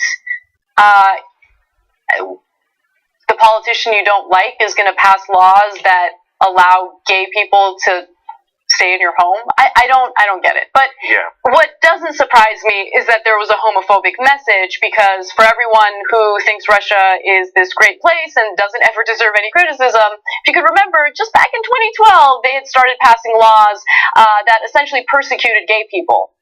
So this is just a symptom of that. Yeah. So, by the way, homophobia is not the only issue in that ad. I don't know if you caught it in that little snippet there, but at a different portion of the ad, a military general shows up, which you see him with him and the two guards. One of the guards who shows up with the general is black in Russia. So they're going to send black people to your house to enforce the law in Russia, okay? And then they're going to put gay people in your house. And then the ad eventually ends with the gay guy in bed with that guy. He seems like he's waking up from a dream, but then it's the gay guy in his bed. So why bother is a good question. Because you think we've got rigged elections? We should get a load of Russia. So Putin will literally not allow the most popular opponents of him to run an election. He just says, well, you're banned. And I'm done with that. Well, that must be convenient. They'll make up nonsense criminal charges against his opponent, the opponent who actually has a shot at winning, and then that person is unable to run against Putin. Yeah, and sometimes they don't even bother making up charges. They're like, you're just not allowed to run. That's it, I'm done with you. Okay? But most of the time, the political opponents are imprisoned. Sometimes they're killed mysteriously. I mean, I'm sure Putin has nothing to do with it. Journalists covering the mysterious disappearances are also killed, or decided to commit suicide by dropping a piano on their own heads. So why bother doing this ad? Because Putin wants to have big numbers. So he can go out there and go, by the way, his main opponent, who is not allowed in the race, Alexei Navalny, the leader of the Progress Party, is urging voters his supporters not to vote. He's like, it's a sham election, don't even bother, right? But so then Putin wants all of his supporters to go out there so he can say, what, 80% of the country's on my side. Total nonsense, garbage. I get why the right-wingers like this dictator. Yeah. He's friends with Trump, and he likes to fix our elections like he likes to fix his elections. But there's some progressives who still defend this guy. What I want to know about those progressives is, did they defend him when he sent members of Pussy Riot to prison for 2 years because they had the audacity to protest at a Catholic church? Were you supportive of Putin back then? Are you supportive of Putin when his allies run ads like this, creating demagoguery to rile up his base to hate others like gay people in the country? What part of this thug right-wing dictator do you enjoy as a progressive? No, Cenk, let's immediately distract from the conversation by talking about everything that the U.S. does that we don't like. Yeah. Even though it's completely unrelated to this particular story. Let's go ahead and do that. Yeah, and by the way, look, you can tell we're a little frustrated about this issue. Again, Republicans, I get, I understand. They would love a strong man like this that blames blacks and gays, etc., in this country for their problems. They would celebrate it. And so I understand their motivation completely. But if you're a progressive, you are allowed to do and think two things at once. You're allowed to say the U.S. has done a lot of terrible things and we look forward to fixing them, and here's the policy positions to fix them. And at the same time say, hey, maybe Putin and this current Russian government doesn't have the best of intentions for its own people, for us, or for anyone else. I mean, the guy murders political opponents and journalists. How could any progressive say that they're in support of this guy? He's nothing but pure evil. And so, oh no, you guys are doing Red Scare, fear-mongering. What, is this ad great? No, let me guess. Some Russian bot told you, no, that ad is actually not run by Putin allies, even though it seems to support Putin 100%. It's actually run by Hillary Clinton. Whatever, okay. All right, so, and by the way, the person who probably convinced you of that online was probably a robot. So, enjoy that. Yeah. So if you take offense, look, if you don't think any of that stuff, then don't take offense. Say, hey, listen, you know what? Whether Putin is a bad guy or not is not related to the different issues that I care about. Nothing wrong with that stance. Okay, it's not related. I agree with you. Those issues are monumentally important. You say the mainstream media doesn't cover them enough. Absolutely right. The Democrats are using it as an excuse for losing the election. Absolutely right. So if you're in that camp, God bless. We got no beef at all, right? If you're in the weirdo camp that you think Putin is a good guy and that any criticism of his government is somehow against the Russian people and is meant to distract, because we can only focus on one thing at a time, meant to distract from all the other things that are going on wrong in the world, well, then we don't agree. And that's that. Yeah. Back to the United States. Actually, we have to take one more break, unfortunately. So let's do that. When we come back to the United States, U.S. politics, some dramas with a Republican lawmaker who had a meltdown. And by the way, they're deregulating the banks. That appears to be a policy position, by the way. All right, we'll come back and talk about it.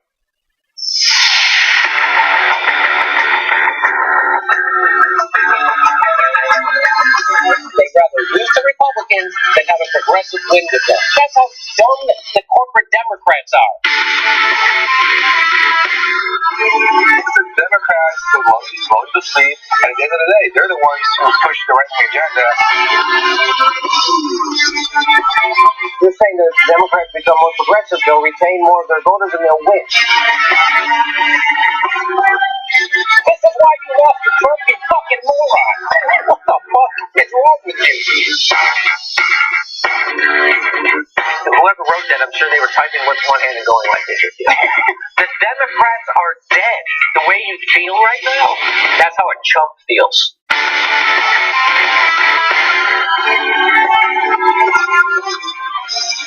Do not freak out.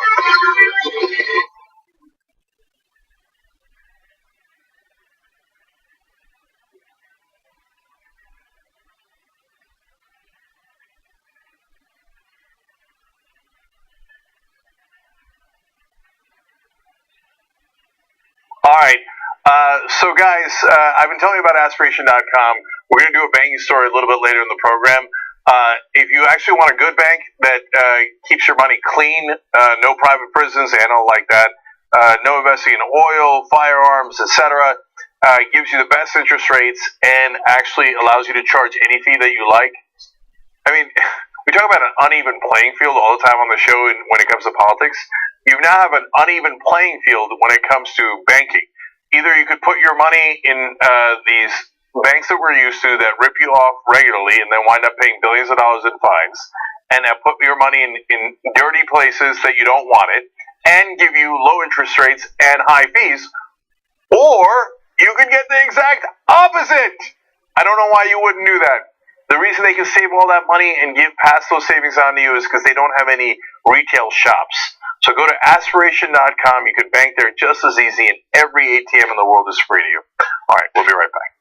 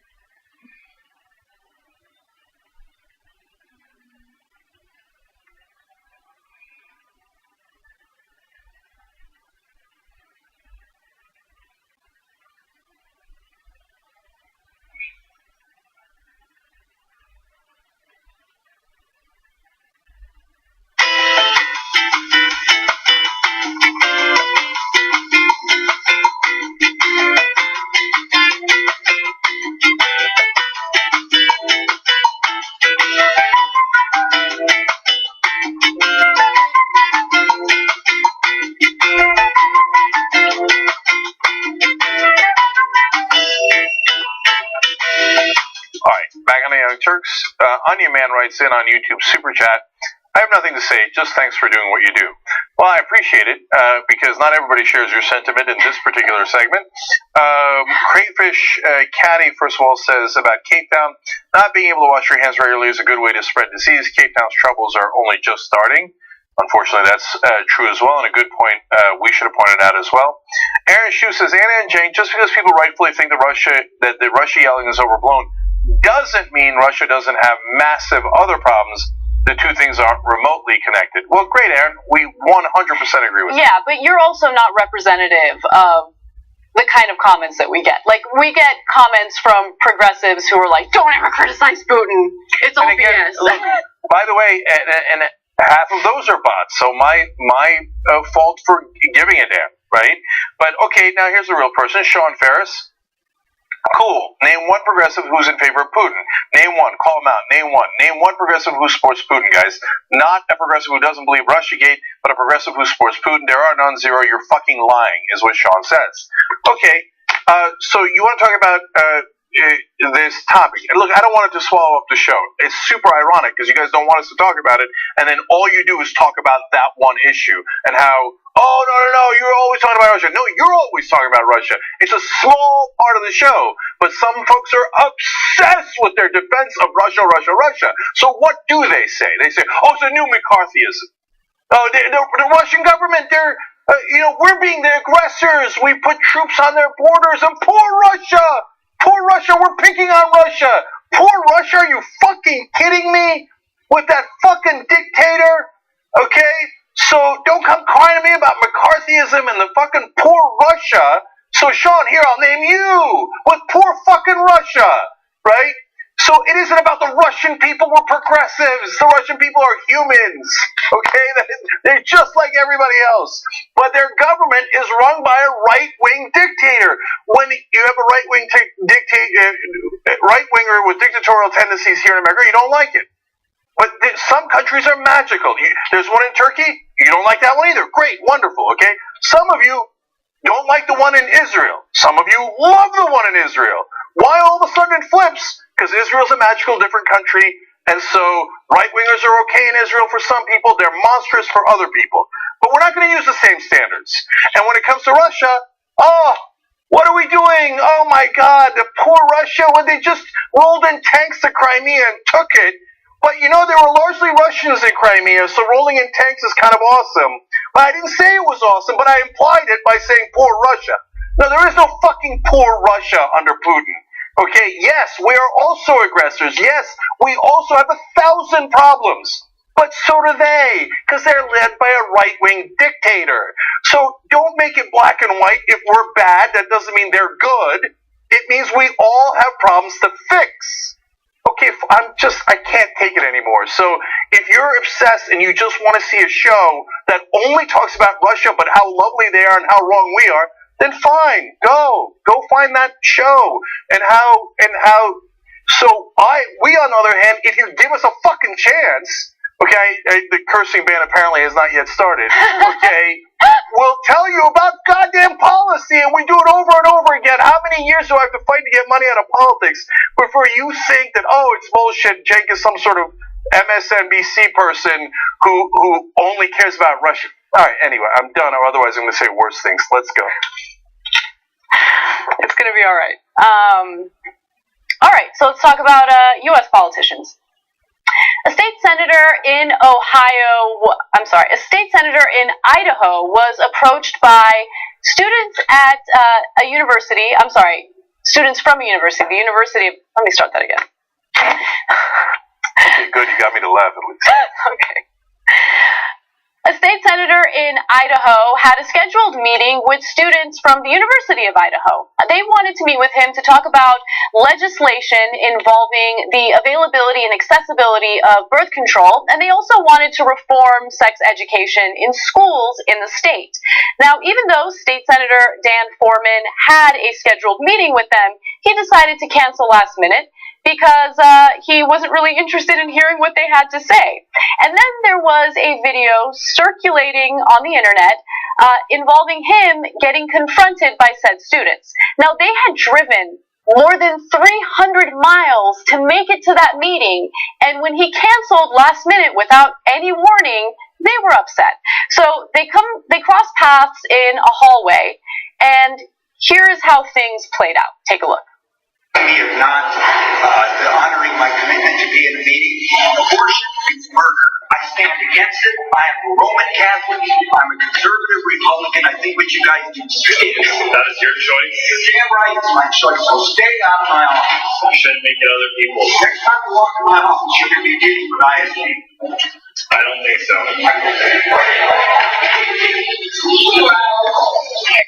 Okay, so he starts ranting about abortion. The students did not schedule a meeting to discuss abortion. They scheduled a meeting to discuss birth control and comprehensive sex education. But once he realized what they wanted to talk to him about, he had no interest. He doesn't care what his constituents think or what they have to say. He immediately ran away from that meeting, ran away from those students once he got confronted by them in that hallway, because he doesn't care. He doesn't care. By the way, he's had some outbursts like this in the past. We have a video to show you, but Cenk, what do you think? Look, I'm might have a unique position here. I actually don't mind him yelling. I mind him not taking the meeting. And I mind him a little bit yelling about the wrong topic. So they drove 7 hours to get there. They actually are citizens that you're supposed to be representing. But you don't have to agree with them. So they can come in and they can say, hey, listen, we think there should be comprehensive sex education because it shows that if you take away sex education, actually teen pregnancy goes up, and so do abortions, for example.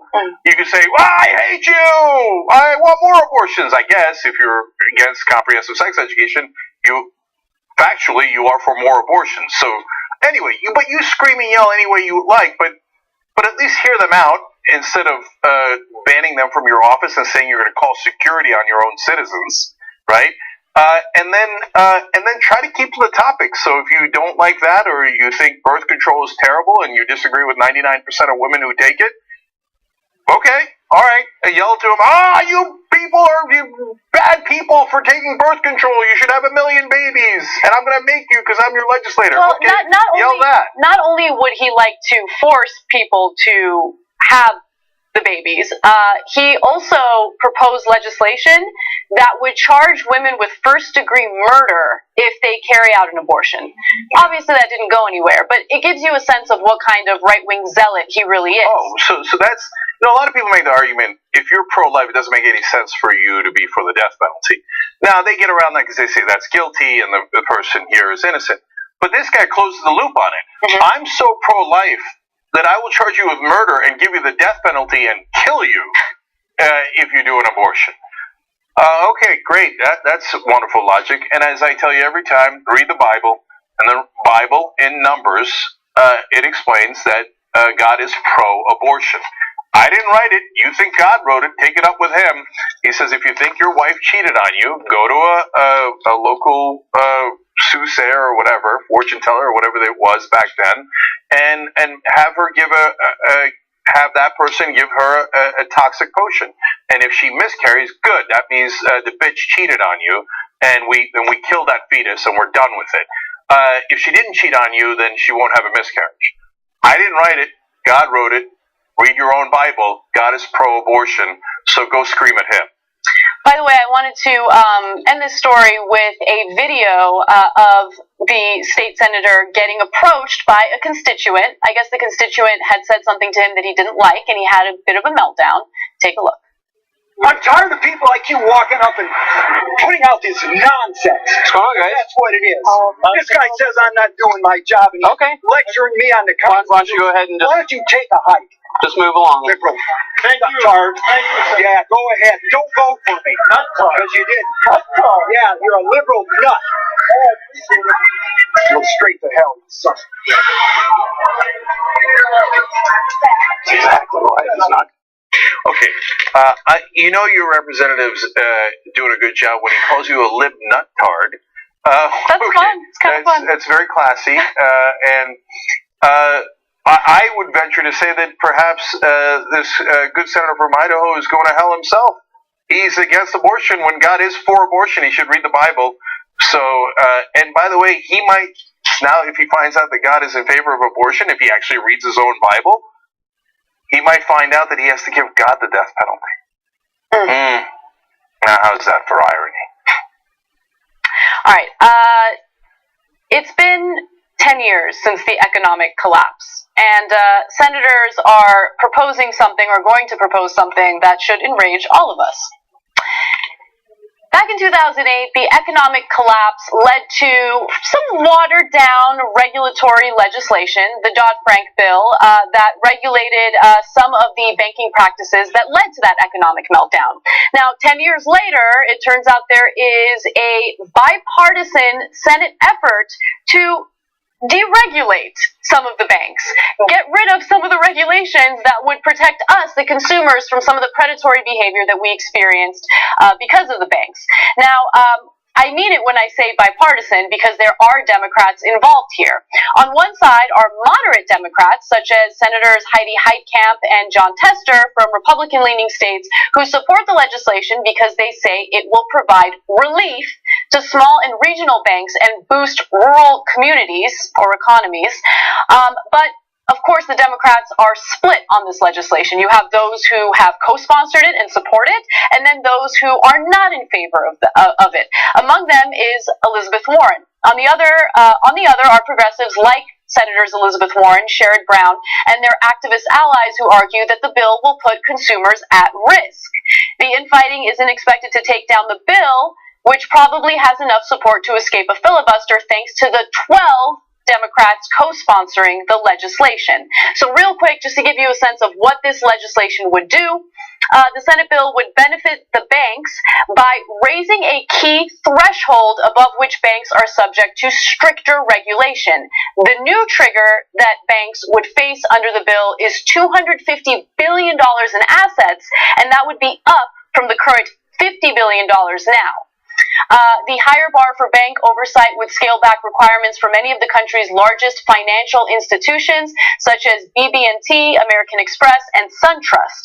So keep in mind, by the way, Elizabeth Warren pointed this out, countrywide, something that you heard quite often during the economic collapse, had assets to the tune of $200 billion. So it's a smaller amount than what this deregulation would apply to. Yeah. So this would take them off the watch list. 30 to 40 new giant banks would now be less regulated and allows them to do more gambling. I've done stories on this in the past. Please check those out for great details on why this bill would be disastrous. In this particular case, what I'm more fascinated by is how much this represents everything I can't stand about Washington. So what does Politico do? Politico covers a story. Okay, great, fine. And I know that it's subtle, but I'm going to read you a bunch of little parts of this story that gives you a sense of their leaning. So they say that this bill was one of the few examples of bipartisanship. It gives a positive spin to it.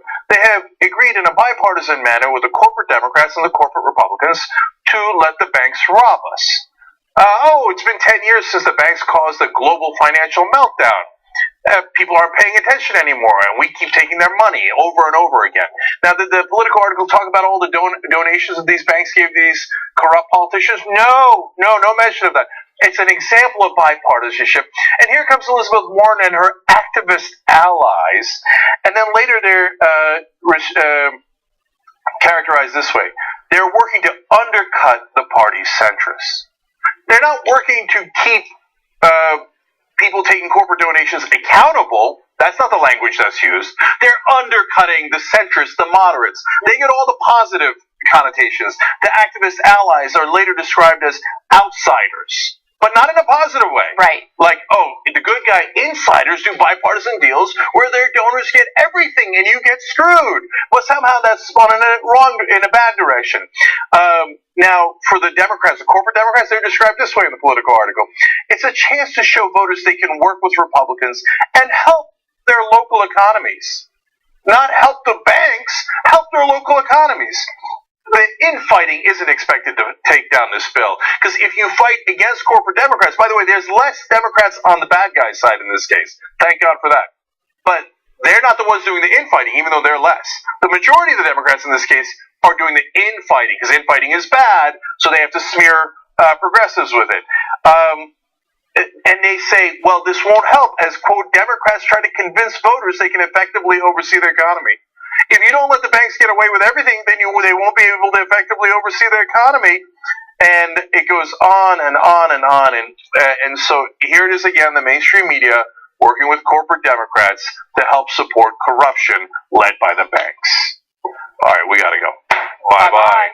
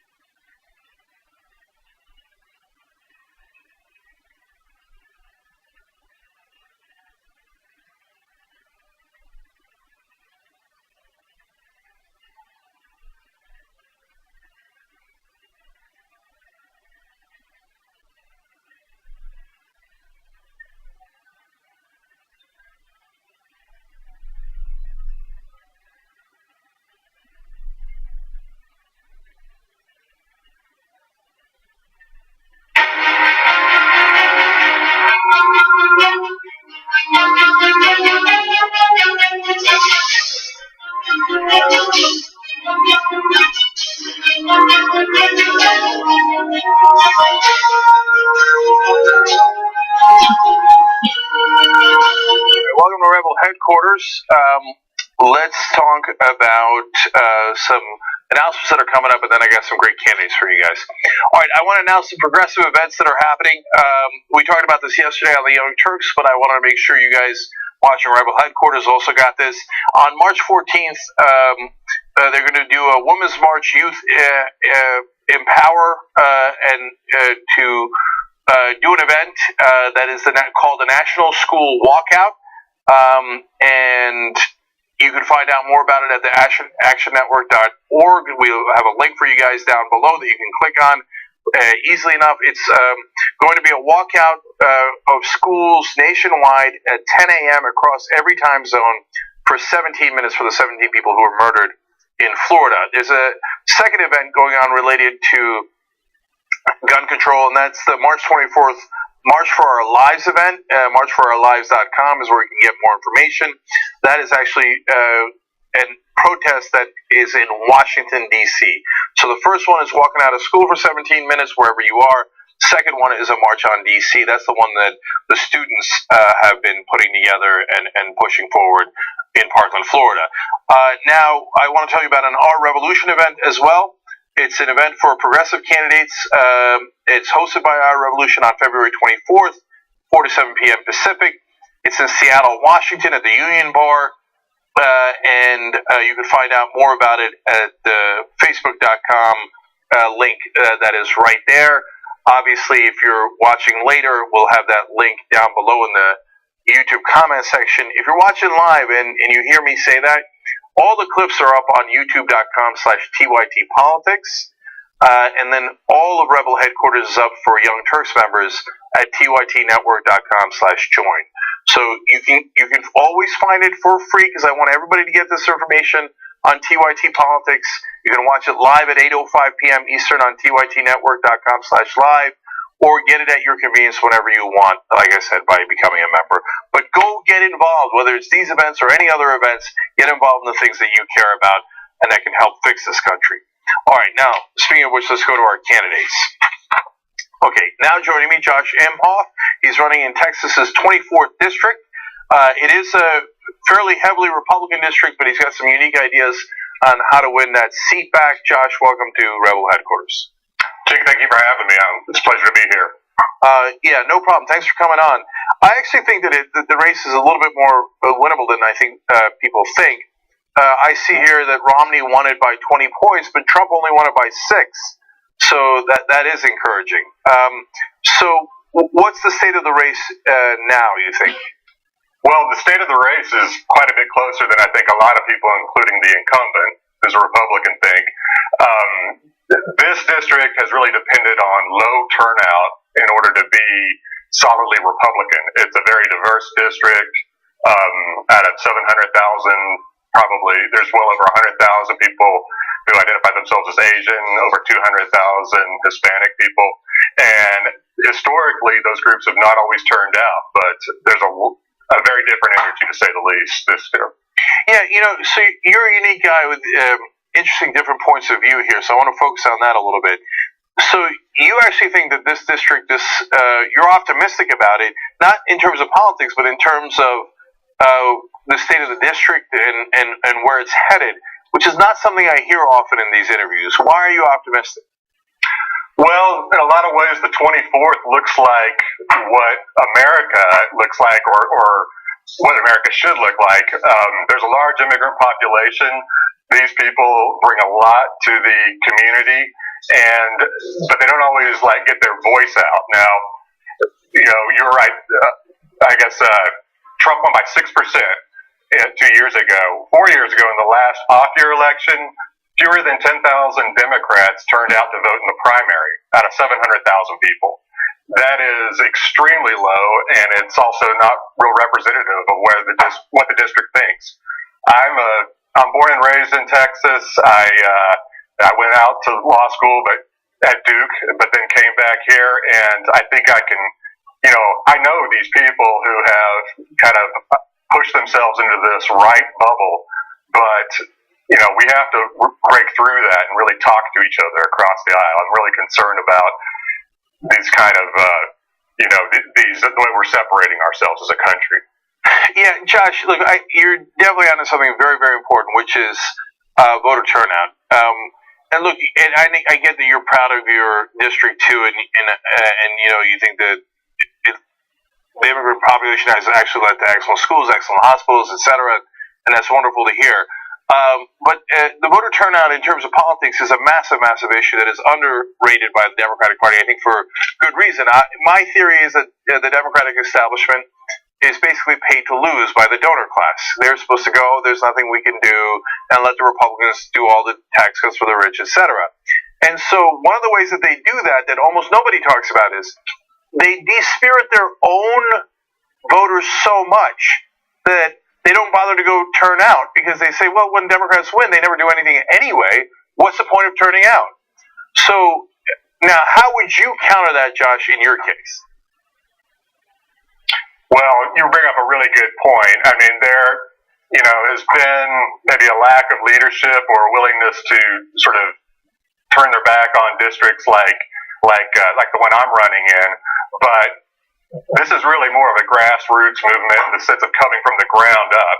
Each of the forums that I go to, the town halls, I mean, they're standing room only when before there were, 6 or 8 people showing up. And these aren't necessarily people who strongly identify as Democrats by party, but they're very upset with the status quo, and they understand that they cannot let happen again what happened 2 years ago.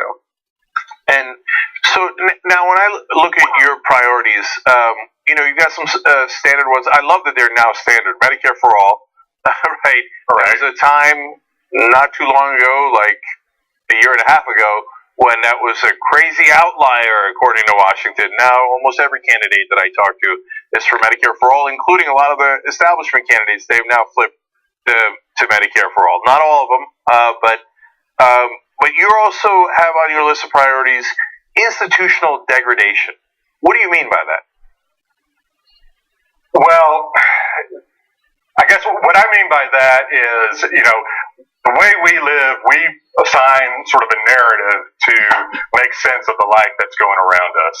And we seek to get confirmation of that narrative by going to the same sources for our news, our media, and that kind of thing. And what's happening in this country is that narrative, that point of view has, so defined people's senses that they kind of cease to be rational about events like, for instance, gun control, which anybody who you can get face to face will tell you that, oh yeah, I'm for sensible gun control, but there's no political pressure to in that direction at all. Hopefully that may be changing depending on what happens in the short term, but I think things have to reach a tipping point along those lines. But what we also have to do is we have to understand that, acknowledge how we are as human beings and what maybe some of our shortcomings or leanings are, and take a step back from that and use the part of our brain that separates us from the animals, if you will, and really understand that we have more in common than what separates us. Okay, so I believe this district is winnable. But there are 4 Democrats in the race, and apparently they're all running for the first time, which is good news. I view that to be positive. So, are you the most progressive in the race? And if you think you are, why? I don't know if I'm the most progressive candidate, but I am a candidate that can effectively represent the district and bring forth progressive ideas. I'm not a career politician. I'm a lawyer in Dallas who's built my practice, and I'm the proud father of 5 sons. But our youngest is on the autism spectrum, and that makes you think about sort of the legacy that you leave behind.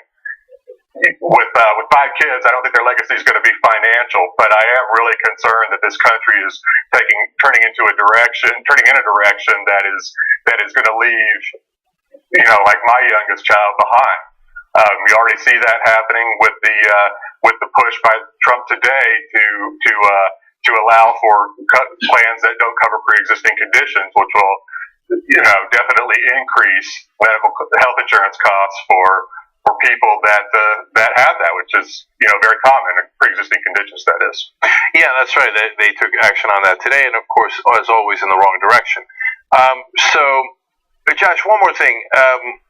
If you believe in getting money out of politics, do you have a suggestion for how to do that? Well, the starting point has to be overturning Citizens United. And I have a feeling that may become easier to do as the Mueller investigation plays out and the presence of laundered money in politics starts to become revealed. But I'm just skipping ahead a few chapters. But we have to have clear transparency, collective action. We need to look at regulation and also agree that money and speech are not the same thing, which is what the current conservative court has held. And are you for a constitutional amendment? I would absolutely be for a constitutional amendment. It's a big push, but we can't throw out on the table a compromise position. And I'm a fan of the ACA, but that was essentially sort of a compromise position, not something with which to negotiate with the other side. And you see how that turned out. Yep. All right. I want to give everybody the links to Josh Imhoff here. Jump at joshimhoff.org. And then, of course, if you want to donate, we have that link as well. As always, links in the description box below if you're watching on YouTube and in the comment section on Facebook. Thank you for joining us, Josh. Really appreciate it. Thank you, Gene. Have a great night. You too. All right. When we come back, Darnell Jones also running in Texas. You guys, Texas voting has begun. I don't know if you know this. It began today, and it concludes. The primary voting concludes on March 6th. So yes, you can go vote at the polls on March 6th, but you could begin to vote today if you live in Texas. If you want to know how to register and get more information, tytnetwork.com/register. So Darnell is a just Democrat, and he has some bold ideas on criminal justice reform, let alone other issues. So come right back for that.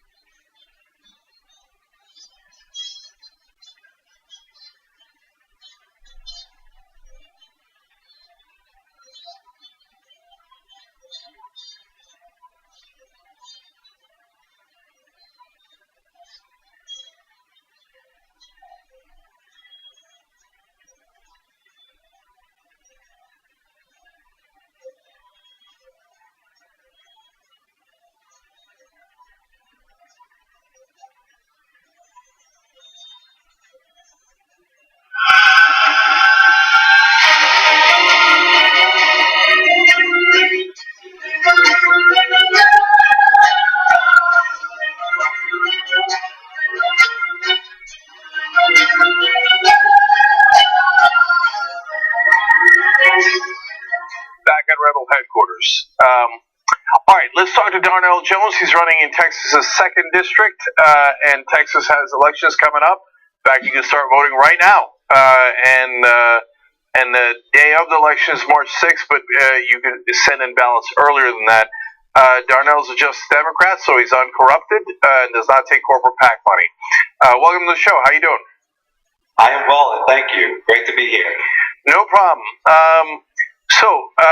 You've got a lot of different opinions that I find interesting and I like.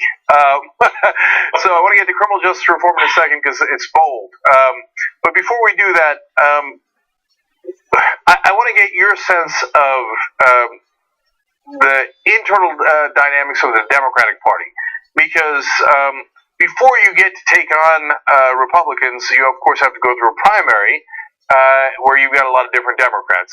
What is your sense of how the Democratic Party is picking their favored candidates in those primaries?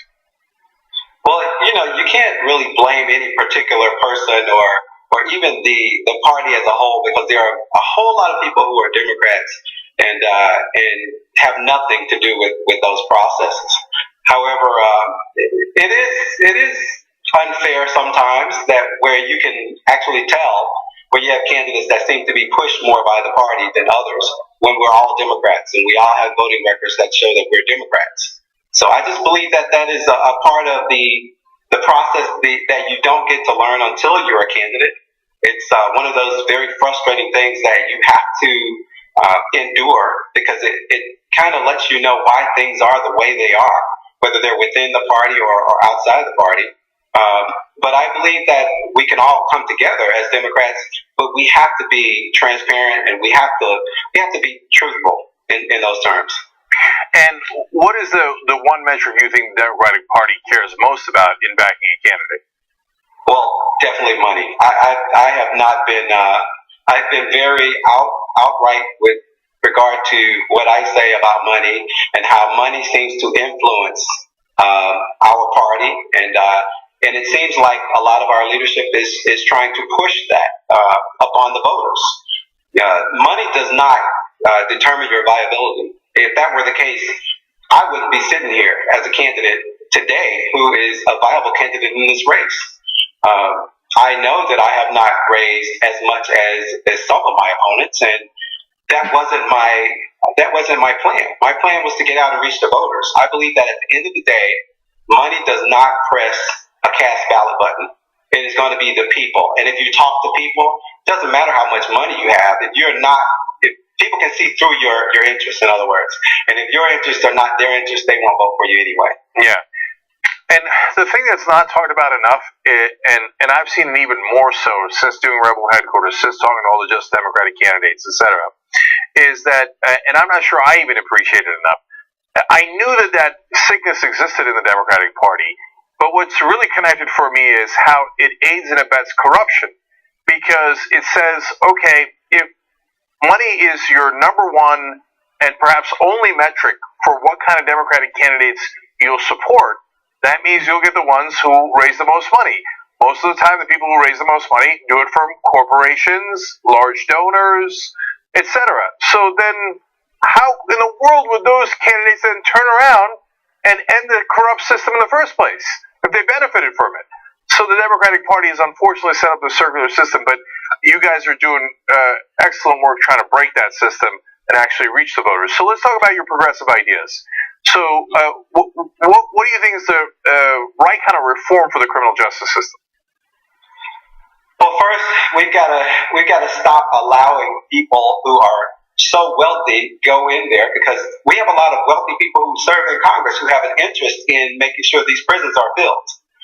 So in other words, what that does is it creates targets in our community, targets of meaning people of color most often, or people in lower socioeconomic standing.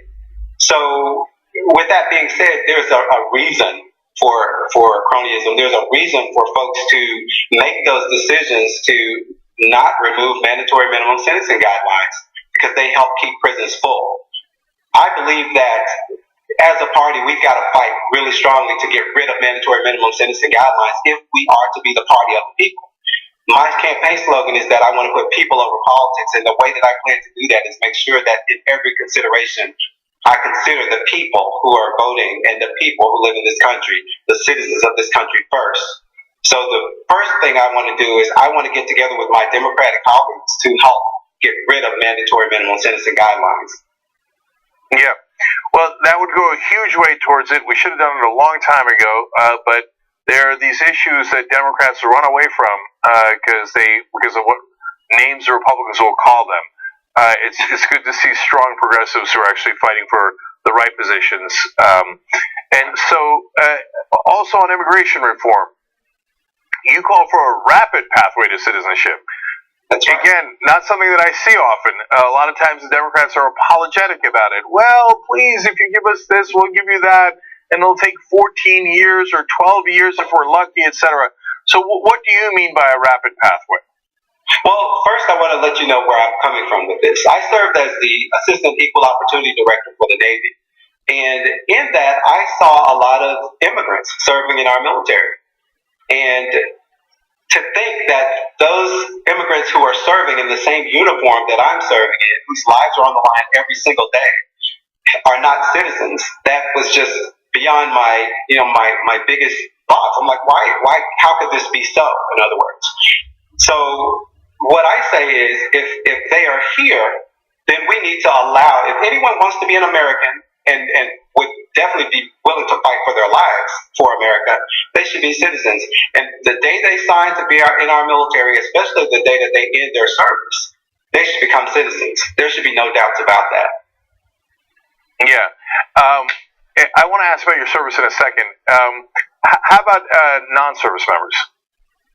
Even non-service members, there are ways, community service, anytime you are effectively enhancing the American dream and the American perspective, just by being here and lending credibility to our country, you're helping to build roads, you're helping to build bridges, you're helping to build America. All of those things help you show your pride in America. And I think that for that reason, we need a rapid pathway to citizenship. Everyone comes here in search of the American dream, and we shouldn't deny that. Yeah, indentured servitude only lasted 7 years. And that was considered brutal. And instead, now we have a lot of immigrants taking money that is way less than what we pay people here. And now we're saying we'll do that for 12 years or 14 years, and then we'll think about it. And that is also a brutal system. Okay, now I'm going to ask you a funny question about your service. You were in the U.S. Army and Navy for 25 years. Correct. I didn't know, and this goes to my ignorance, and I like to learn from interviews. I didn't know you could be in the Army and the Navy. How does that work? Well, not simultaneously. I was actually in the Army my first 6 years, and then I served in the Navy my last 19 years. So that's how I was in the Army. I was in the Army as a laboratory technician for my first 6 years, and then I served in the Navy as a surface warfare officer for the last 19 years. And I was fortunate enough to go to law school while I was in the Navy. So how do you make the switch over? Do you have to go through training again? Yes, you have to. You get your degree. So I got my degree while I was in the Army. And then I got commissioned in the Navy. So you have the enlisted ranks and you have the officer rank. So initially I was an enlisted member, and then I became an officer after the completion of college. I got you. Are the Army guys still pissed at you for switching over to the Navy? No, actually, I know quite a few who did the same thing. And they're still all my brothers in military service. We all fight together. We all were in it to protect this country. And that's not to protect a Republican nor a Democrat. That is to protect Americans. So that is why I'm in this race. And I'm in this race because I want to protect Americans. I want to fight for Americans. I want to advocate for them. We have enough allies in Congress already, but we don't have enough advocates. And that's the difference between me and I believe other candidates. Yeah, so last question is about education, because you mentioned there all the different schools you went to, and you wound up getting a doctorate in law at John Marshall Law School, etc. So what's your plan for public education, both at the high school and college level? Oh my gosh, for high schools, I don't believe in voucher programs, first of all. I believe that vouchers only allow us or cause our public education system to be even more divided and segregated as it is. I believe in fully funded higher education in both public universities and trade schools. And the reason I say that is because a lot of people don't want to go to college, but they still need to be able to get a job that pays a living wage. And that is only going to be allowable if they are able to get some type of trade under their belt. All right. Sounds like you're a believer in equality of opportunity. Absolutely. What a radical position. All right, so let me show you the links to help Darnell Jones run for Congress. Wouldn't it be amazing if we had all these uncorrupted progressives in Congress from Texas? So jdarnellforcongress.com, and then you've got the donation and the volunteer links. Look, I tell you every time that the links are down below. They're really easy. If you're watching on YouTube later, and they're in the description box. And then on Facebook, they're in the comment section. But while we're doing the interview at any time, if you like what someone's saying, you can go down and click those links and donate or volunteer. So, Darnell Jones, thank you for joining us at Rebel Headquarters. And good luck in the primary, which is happening right now. It's my absolute pleasure. Thank you. Thank you. All right. And by the way, we will very likely be doing primary nights for elections like Texas. So make sure whenever there's a big election in your state, check out tyrtnetwork.com/live. And then we'll get to see if these progressives start winning in primaries. That's going to be exciting. All right. So we got to go. We got the post game coming up. We're going to talk about some lighter topics. And God knows if I'll get back into serious topics and you never know which way a post game is going to go. Anyway, tytnetwork.com/join to get the post game, get all the Rebel Headquarters, get all the Young Turks shows. We'll see you there in a minute.